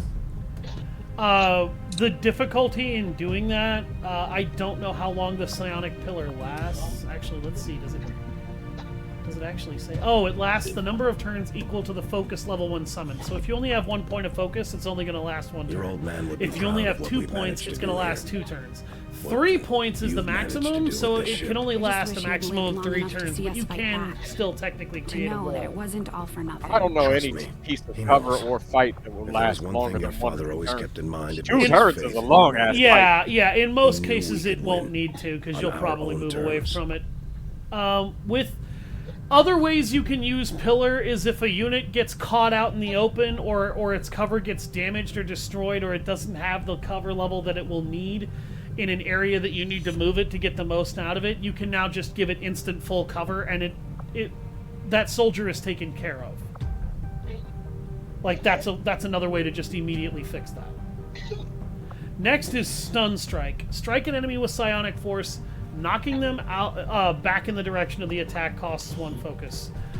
Stun Strike has a 65% chance to hit, increased by 5% for each focus level. It has a 20% chance to disorient for each focus level. It does not end the Templar's turn, but it does have a 2-turn cooldown. Stun Strike is a nifty skill. I actually like Stun Strike. This is a great skill for shoving motherfuckers out of cover and making them way more exposed than they ever feel comfortable being. And they still have their pants on, unlike Troy when we started this stream. Nope. What? I knew you didn't have any pants on, Troy. Just like me. Oh, great. I'm the only one wearing pants. Stun Strike is really nifty. It's incredibly handy. Do not use this against an alien ruler. It will not stun them. It's not likely to do so anyway. But me with my pants down stunned him. Yeah. If you use it on an alien ruler and you fail It'll to stun them until the Berserker Queen looks at you and goes, "Put on your underwear. That looks like Smallville." I'm sorry. I'm sorry. I have to say, I was never gonna get to make that joke again.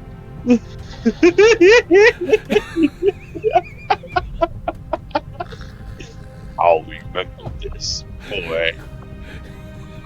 I will deserve it when you inevitably try to get revenge. I'm sorry, I had to say it. Sustain. If the Templar takes enough damage to die, it's put in stasis for 1 round and its health is only reduced to 1. This only happens once per mission. This is a skill that's taken from the Psi Operative. It's literally a, if I fucked myself, I still have a chance at life ability. If you are doing Iron Man. If you're doing an Iron, literally, Troy, you took the word right out of my fucking mouth, actually. If you're doing an Iron Man run, this is mandatory. It's mandatory because you don't know what could happen, but you cannot unfuck your mistakes. You have to live with any mistake you make. This can help you have a slightly less bad penalty to that mistake. And I say I don't slightly. know about you, but I very much like not dying. Me too. Next, when they hit lieutenant rank, they can get deflect. When a Templar has focus, there's a chance to deflect incoming shots, completely avoiding the damage. I'm just going to unlock this now. This basically gives you a base 30% chance at focus level 1, and then goes up by another 10% per focus level. Only ranged single target attacks can be deflected, so you can't deflect explosions or AoE with this. Honestly, that's not a problem. Anything that helps keep this unit from dying is not a bad thing to have. This unit needs every survival ability that you can pick up for it because it's very easy for it to get overwhelmed and killed. Reflect. When the Templar has 2 or more focus, there is a chance to reflect incoming shots back at the attacker. Not only avoiding the damage, but reflecting the damage. It starts with a base 40% chance and goes up by 10% to 50% when at level 3 focus. And then at that point, that's all the focus level you're going to have. Channel. When an enemy dies, it may leave behind psionic energy the Templar can collect to raise their focus level. I'm just going to activate this because every ability that can help you get focus is important. Reflect is a really good skill to learn at Captain. It's just another way you can help avoid getting hurt and force that pain back at your enemy. Channel is a really good ability just because when an enemy dies, leaving behind psionic energy, it does not state that the Templar has to make the kill. Anybody in the squad can make the kill. This can allow the Templar to just keep getting focus and keep abusing those focus-oriented skills. all the skills that it can use with its focus are good skills to use. And missions are short. Do not hesitate to spend your focus when you need it. And this helps you be able to do that much more freely. Invert. Not only that, but Oh yeah, go ahead. you Go ahead. gain a new source of psionic energy. You don't. Yes, you do. You're not forced to run forward and trigger it with pods. You trigger pods. You can just. You could just kill somebody else in the pod with another unit, and then a psionic energy orb is left behind, and it's like, oh, hey, now my buddy will end up with tier 2 focus instead of tier 1, so he's even more powerful. And if I need to use a skill, I can use it without completely expending focus, or I can use a higher tier skill if necessary to help the squad kill faster. Next is Invert. Switch locations with an enemy unit. Costs 1 focus. Actually amazing, because you can use this to steal an enemy's cover, put that enemy in a bad position because now he's probably right next to the rest of your squad and pissing himself in fear, asking what that squad is now going to do to him before his head gets blown off as he, waves bye-bye to the camera shortly before he is destroyed. Invert is just a really good skill. Deep Focus. Maximum focus level is increased to 3. I recommend getting this as soon as humanly possible. This just gives you additional focus, and as you can see, rend damage plus 3, mobility plus 3, dodge plus 25. So 3 more movement, 3 more damage, 25% dodge instead of 20% dodge. It's just good. Next is Lightning Hands. This is taken from the Sharpshooter's Gunslinger skill tree. This is another one of those, it's just a good skill, because it gives them a literal free shot to damage another enemy. This isn't bad, it's good. Use it. Take advantage of it. It's good. Use it. Take advantage of it. It's good. I promise you. Arc Wave. It's good. Rend now generates a wave of psionic energy in the direction of the attack. Damage increases with focus level. How much damage? Let's find out. Arc Wave does not affect the target of the original Rend attack. Arc Wave deals damage equal to double your current focus level, or 1 if they have no focus. Arc Wave travels through environmental objects. So what it does is it deals 2 damage, 4 damage, or 6 damage. Now, it kind of lies to you a little bit when it says it travels through environmental objects. Why do I say it lies to you? Well, it doesn't just travel through those objects. It destroys them. If you are facing enemies that have a tight formation and are in cover, you can literally have the Templar run up, hit one of them, and destroy the cover for multiple units that are hiding in cover, and now they're exposed to flank shots. AKA back shots. Exactly. Oh. Because we haven't made enough sex and dick jokes yet. No, we haven't. We need to make more. Next is Exchange. Exchange is the same thing as Invert, it just works on your allies. This is again an amazing skill. If an ally got put in a position that's really bad and they don't need to be there and the Templar would have better odds, use Exchange. If the Templar would be in a bad position and another unit would actually be able to better take advantage of that position, use Exchange. It's just a really good tactical mobility skill. Go ahead, Troy. This is actually something that's a tag team skill.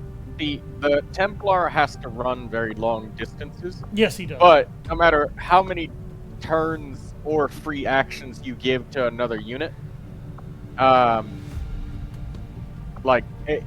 they can still only move 2 or 1 full sprint worth.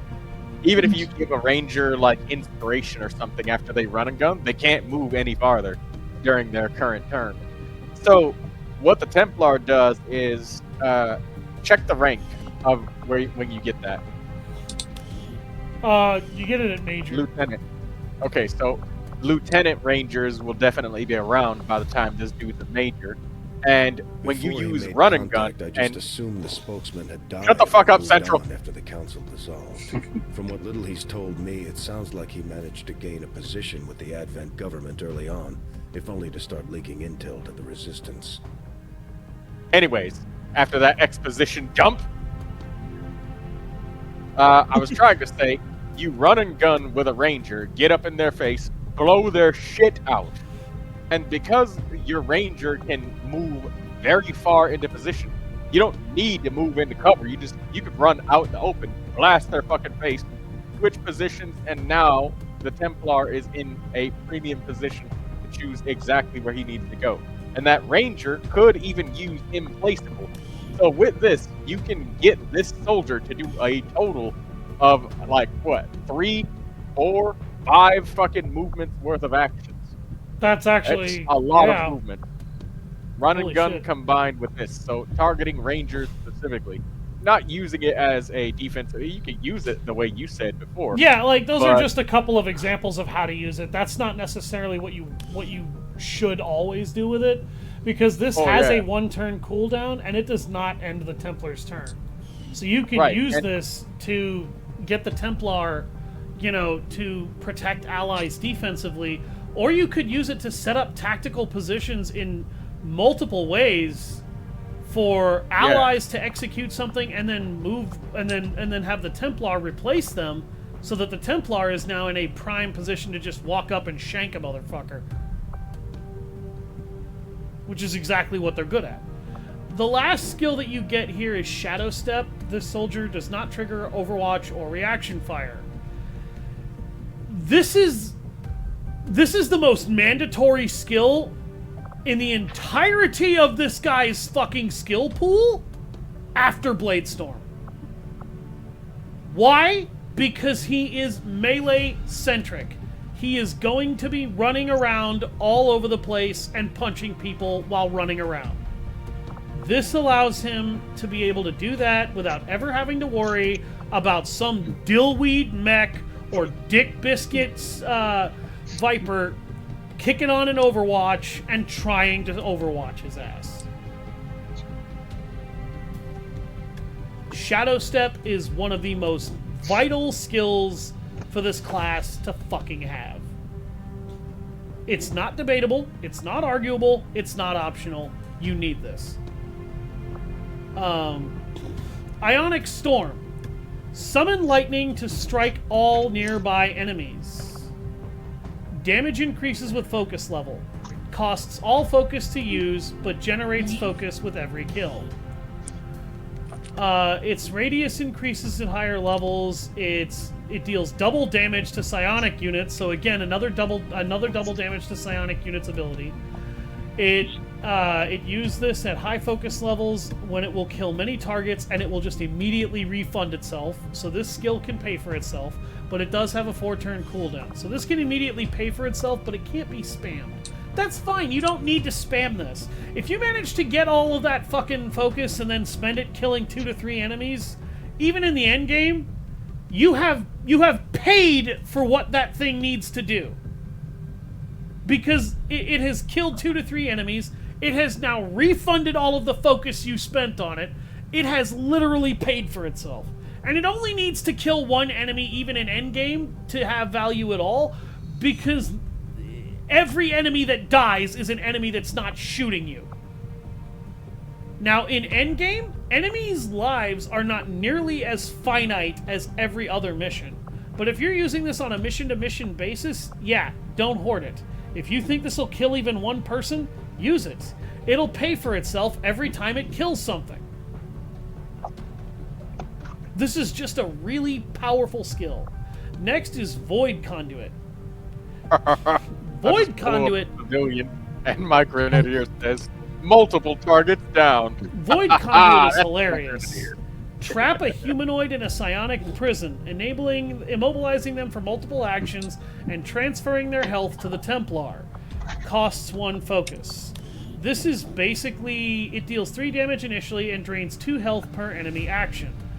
This lasts for enemy actions equal to the Templar's focus level when cast. Targets trapped by Void Conduit cannot take actions or dodge, but can be targeted by other attacks. So you can activate this on an enemy that you don't want to do anything, and then just start killing other enemies and leeching health off of this guy in order to keep the Templar from dying. It's super useful. It only works on humanoid targets, so sectoids and various Advent troopers, things like that. That's still value. Ghost. Create a duplicate of the Templar from the body of a fallen humanoid. The ghost will vanish when it loses all focus, costs 2 focus to use. Ghosts start with 2 focus equal to the Templar's focus level when created, or with focus level equal to the Templar's focus level when created. They cannot gain focus and they disappear when all focus is spent and their health reaches 0. Rend will cost 1 focus when used by ghosts. Ghosts must be cast on the corpse of a humanoid enemy and cannot be cast on the same corpse twice. This is a way to get a free disposable unit to attack the enemy with or to just distract them with. This only needs to absorb an attack or draw the attention of one attack to have some kind of value. It'll definitely do more than that. But it absolutely can do more than that, and because it can generate even more value. It can deal the full damage of the fucking Templar with its Rend ability, which is absolutely nifty. And I believe it can cast all of the abilities the Templar can cast, with the exception that once it casts an ability that uses the last of its focus, it dies. That doesn't matter. It will have given itself value. Reaper. This is basically another one of the skills that's taken from the Ranger. I don't really like this skill, but it can still generate an additional kill of value, which is just value. The downside is that this unit doesn't have the shotgun that the Ranger has in order to really take advantage of it, because his pistol is not likely to kill most enemies, particularly in the mid to late game. So Reaper mode may not always generate with this class the level of value that it can with a Ranger. It might still have its purposes, don't anybody get me wrong, but I wouldn't prioritize this as high a priority a skill as a lot of the others on this list, personally. Troy, do you have anything to add about this class after that? Well, Reaper is, for the Templar, I would believe, is anti-chrysalid. Yeah. Specifically anti-chrysalid because he always strikes first and it's guaranteed damage. If his focus is high enough, baby chrysalid, they need to be an adult in order to survive. Here's the problem with that. Bladestorm exists with this class, which allows him to basically be an anti-chrysalid already, when combined with the fact that his melees don't miss. Yeah. As long as you get his focus level high enough, he'll insta-kill the chrysalids either way.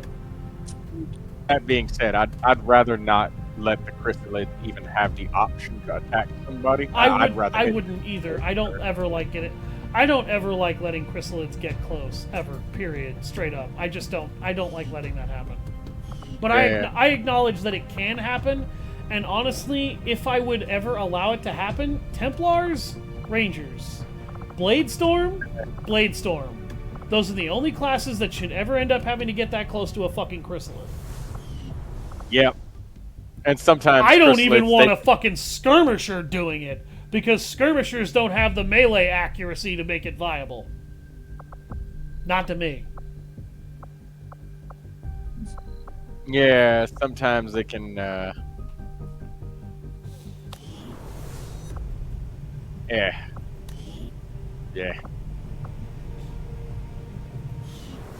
Yeah, I get what you mean, though.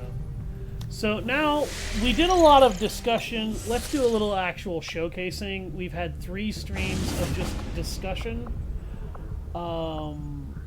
This isn't, like, the end-all problem that you would think it is, but this is what I'm going to oppose anyway, just because I like having the option of concealment. But we're going to take the Templar, we're going to take these classes. You'll notice that I've got the Rage suit from the Alien Rulers DLC, the Serpent suit from the Alien Rulers DLC. We're going to be using those. This is a decent enough looking squad, but we're missing a specialist. Oh, no, we're not.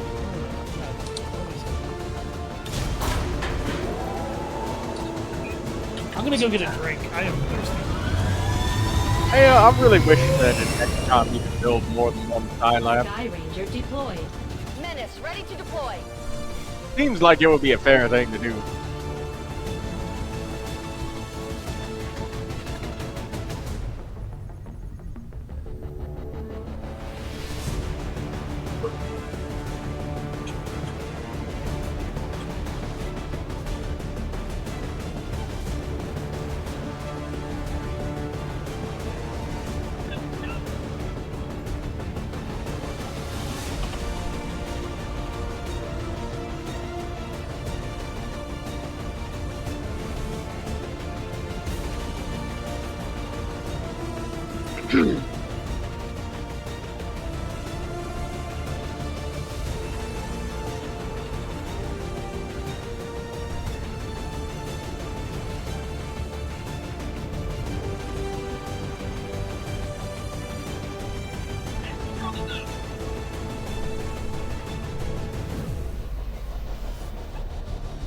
Well, hopefully they give you that opportunity, because you've earned it.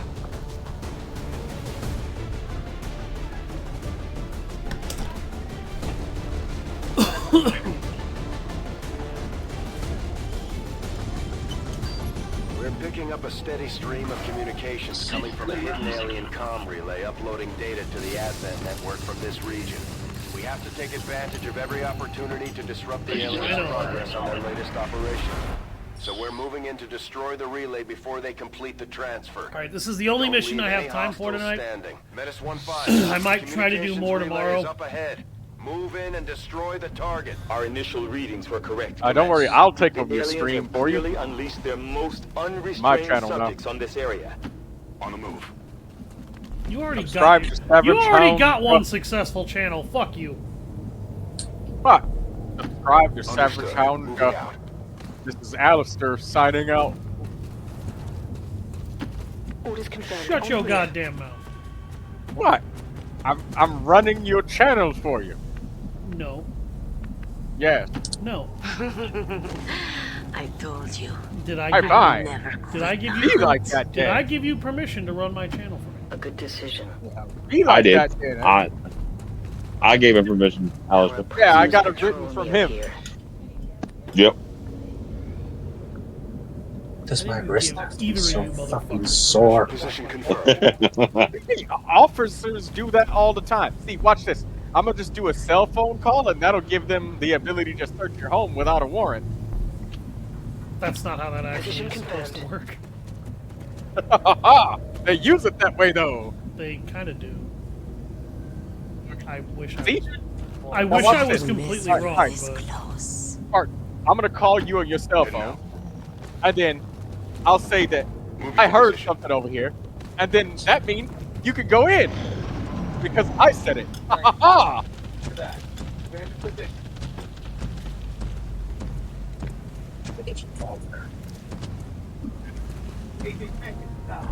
that was a little fucking lucky.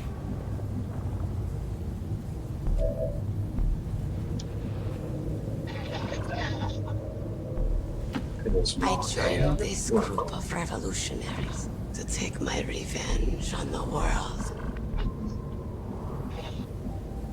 No, she's Heading just there like now. doing a whole entire exposition dump. And you know, lady, we don't need all of that. Just We really don't. Just Orders murder confirmed. people. On the move. stop. You're yapping about as much as somebody who's from France. I don't like that. And now the trouble begins. What struggle are you doing, Rep? Just the XCOM mission to get supplies. Oh. Get it, It does Rev. irk me that one of the things that I have, such as being able to take over an Advent enemy, it'll display their weapon as an arrow, which sucks. My strike Aw. surges forth. Yeah, I'm kind of disappointed too. We fight on equal terms.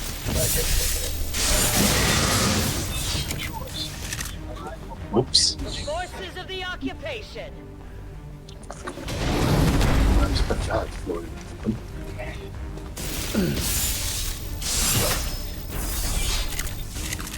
Damn. I didn't make it through. Also, since I could give less of a shit about getting caught, I'm at a point where I could kill. Stun Lancer's dead. Death to the invaders. That Berserker's about to eat shit. Will kill everything. No, he won't kill all of them, but he will deal a lot of fucking damage.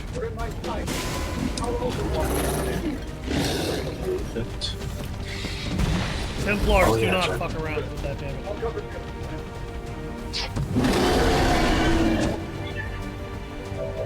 Be mad. I was saying, here's 3. Do you feel like Prescott got what he deserved? Do I feel like Prescott got what he deserved? Yeah, Yep. fuck that dude, Prescott.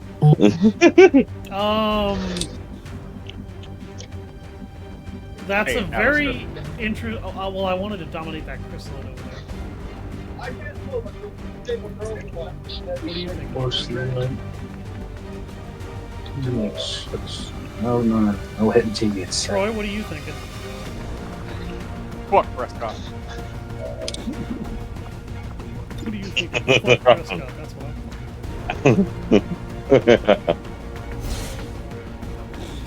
Work. Damn! Okay, maybe I don't want to mind control the chrysalid anymore. Do it.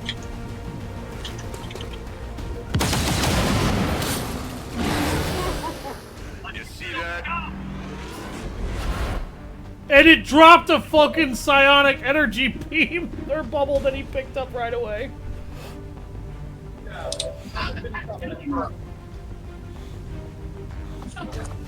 You know what? I'm gonna dominate the Berserker. Let it happen.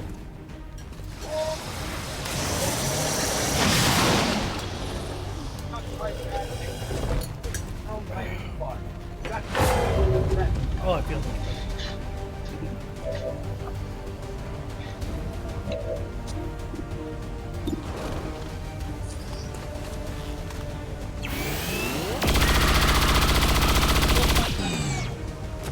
Rest well in hell, asshole. Check it before you get too close.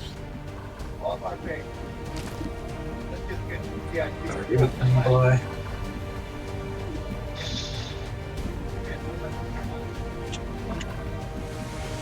I don't think I need my Ranger's concealment at this point, if I'm being honest.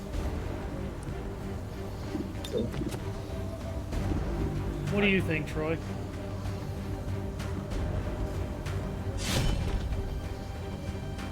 Unspotted. I also kind of want to see this ability that this suit has.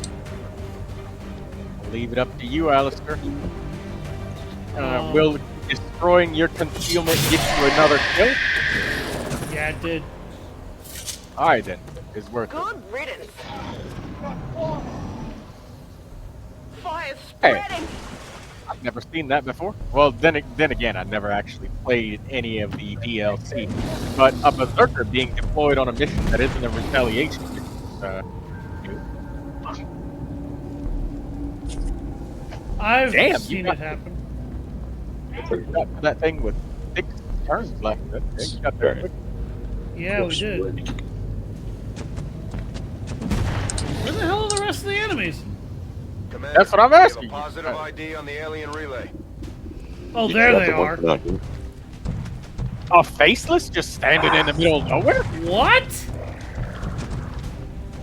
Nah. Okay, I'm confuzzled. Ah, must be one of those anime. And now things. that I don't know, 'cause that's the one I know of. Oh, that is an overpowered ability.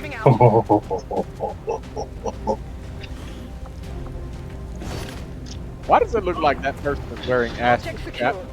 That's Because he is. That's the rage suit, actually, that she's wearing. Homing in.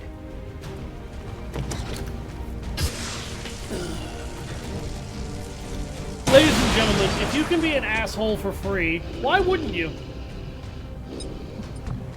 That blaster off and all. I love the blaster launcher. That's one of my favorite heavy weapons. I told you. I specifically went out of my way to, like, Sparrow. to get You're my heavy weapons ran until I got Tired of one, waiting around. because it's that good. Got it covered. Okay, I'll go. Right after On this, I Overwatch. gotta cook dinner. Second time. What second time? A good decision. I could have used exchange on the berserker. You gotta cook dinner so I can come over and eat it. What? I said you gotta cook dinner so I can eat your dinner. You gotta be able Boy. to come over to my fucking house. Yeah, I know.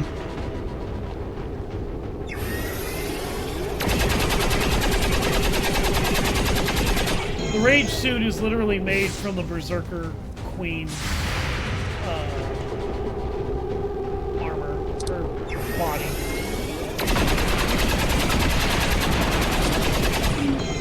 That is the saddest way I have ever seen a gatecrasher die. Just fucking tase my berserker. He almost hit his teammate!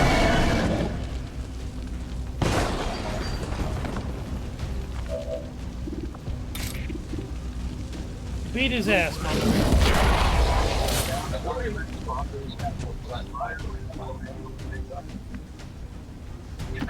That seems reasonable.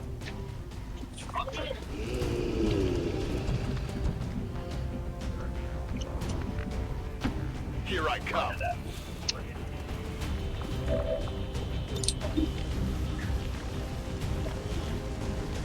You can't run from my power.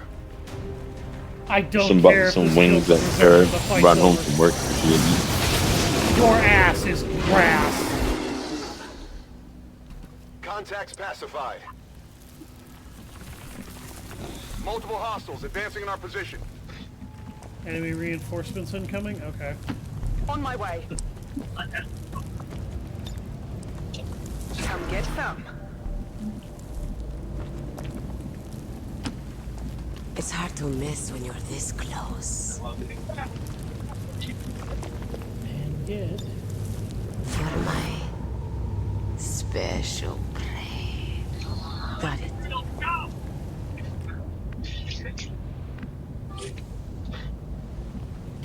Let's move already. You know what? I think I'll mind control that faceless. Come get He some. regenerates health. Oh no, you don't you dare! I guess that'll be okay. Some people alive. Affirmative. Covering out.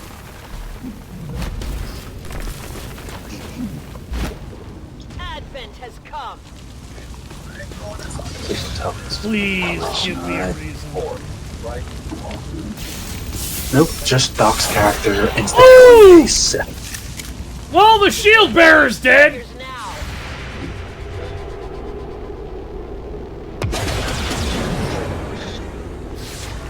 You can't handle The me. commander died too because he took damage from the rend attack. Oh,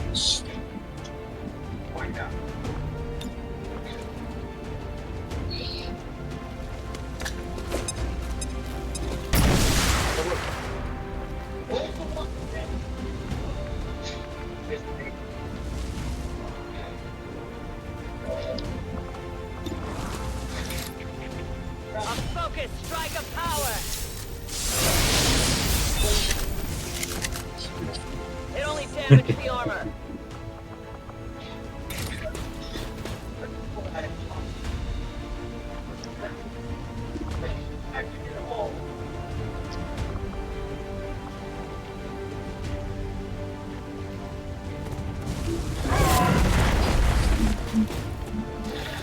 That armor's tough. Okay, I can only use that every few turns, but it didn't consume an action.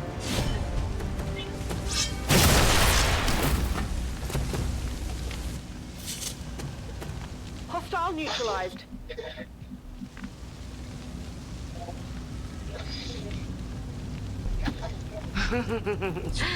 I told you, I'd never quit the hunt.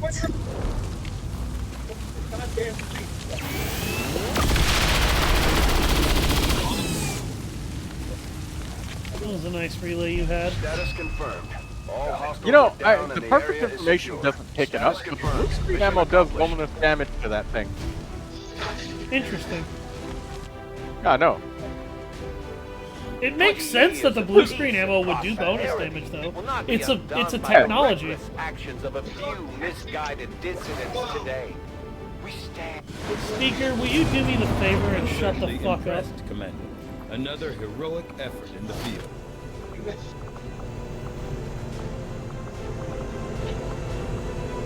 I also ended up picking up some Chosen information, but all the Chosen are You already and your dead. crew have dealt another serious blow to the aliens' efforts So that today, was Commander. kinda useless. I hope there's another fucking brush. Okay, no. Honestly, the Kong were very reckless with the hammer and dome strikes. They weren't just reckless, in my opinion, they were honestly Setting stupid. course for Sector 4. And careless. They just kept Desperation. fucking firing them without any rational thought. Yep. Long live the resistance. New regional contacts located.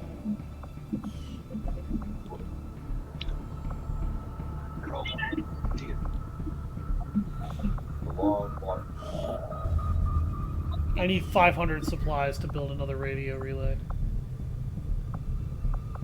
Avenger plotting new course. Jesus.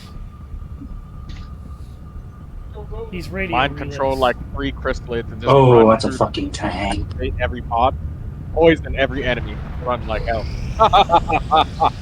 Together, we have That would be succeeded. so bad.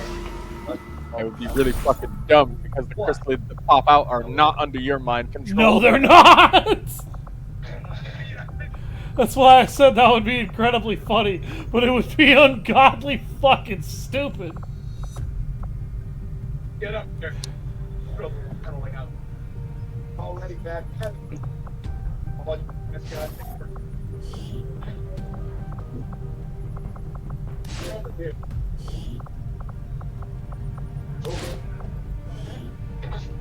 Our order is clear, and we will obey it.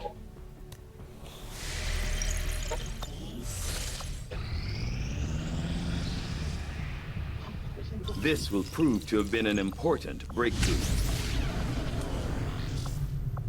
I had assumed you'd make that research a priority, Commander. I'll notify you as soon as the report is available. We completed our research in remarkable time, Commander. Commander? Reinforced light armor. I agree. That is an important task, Commander. Alright.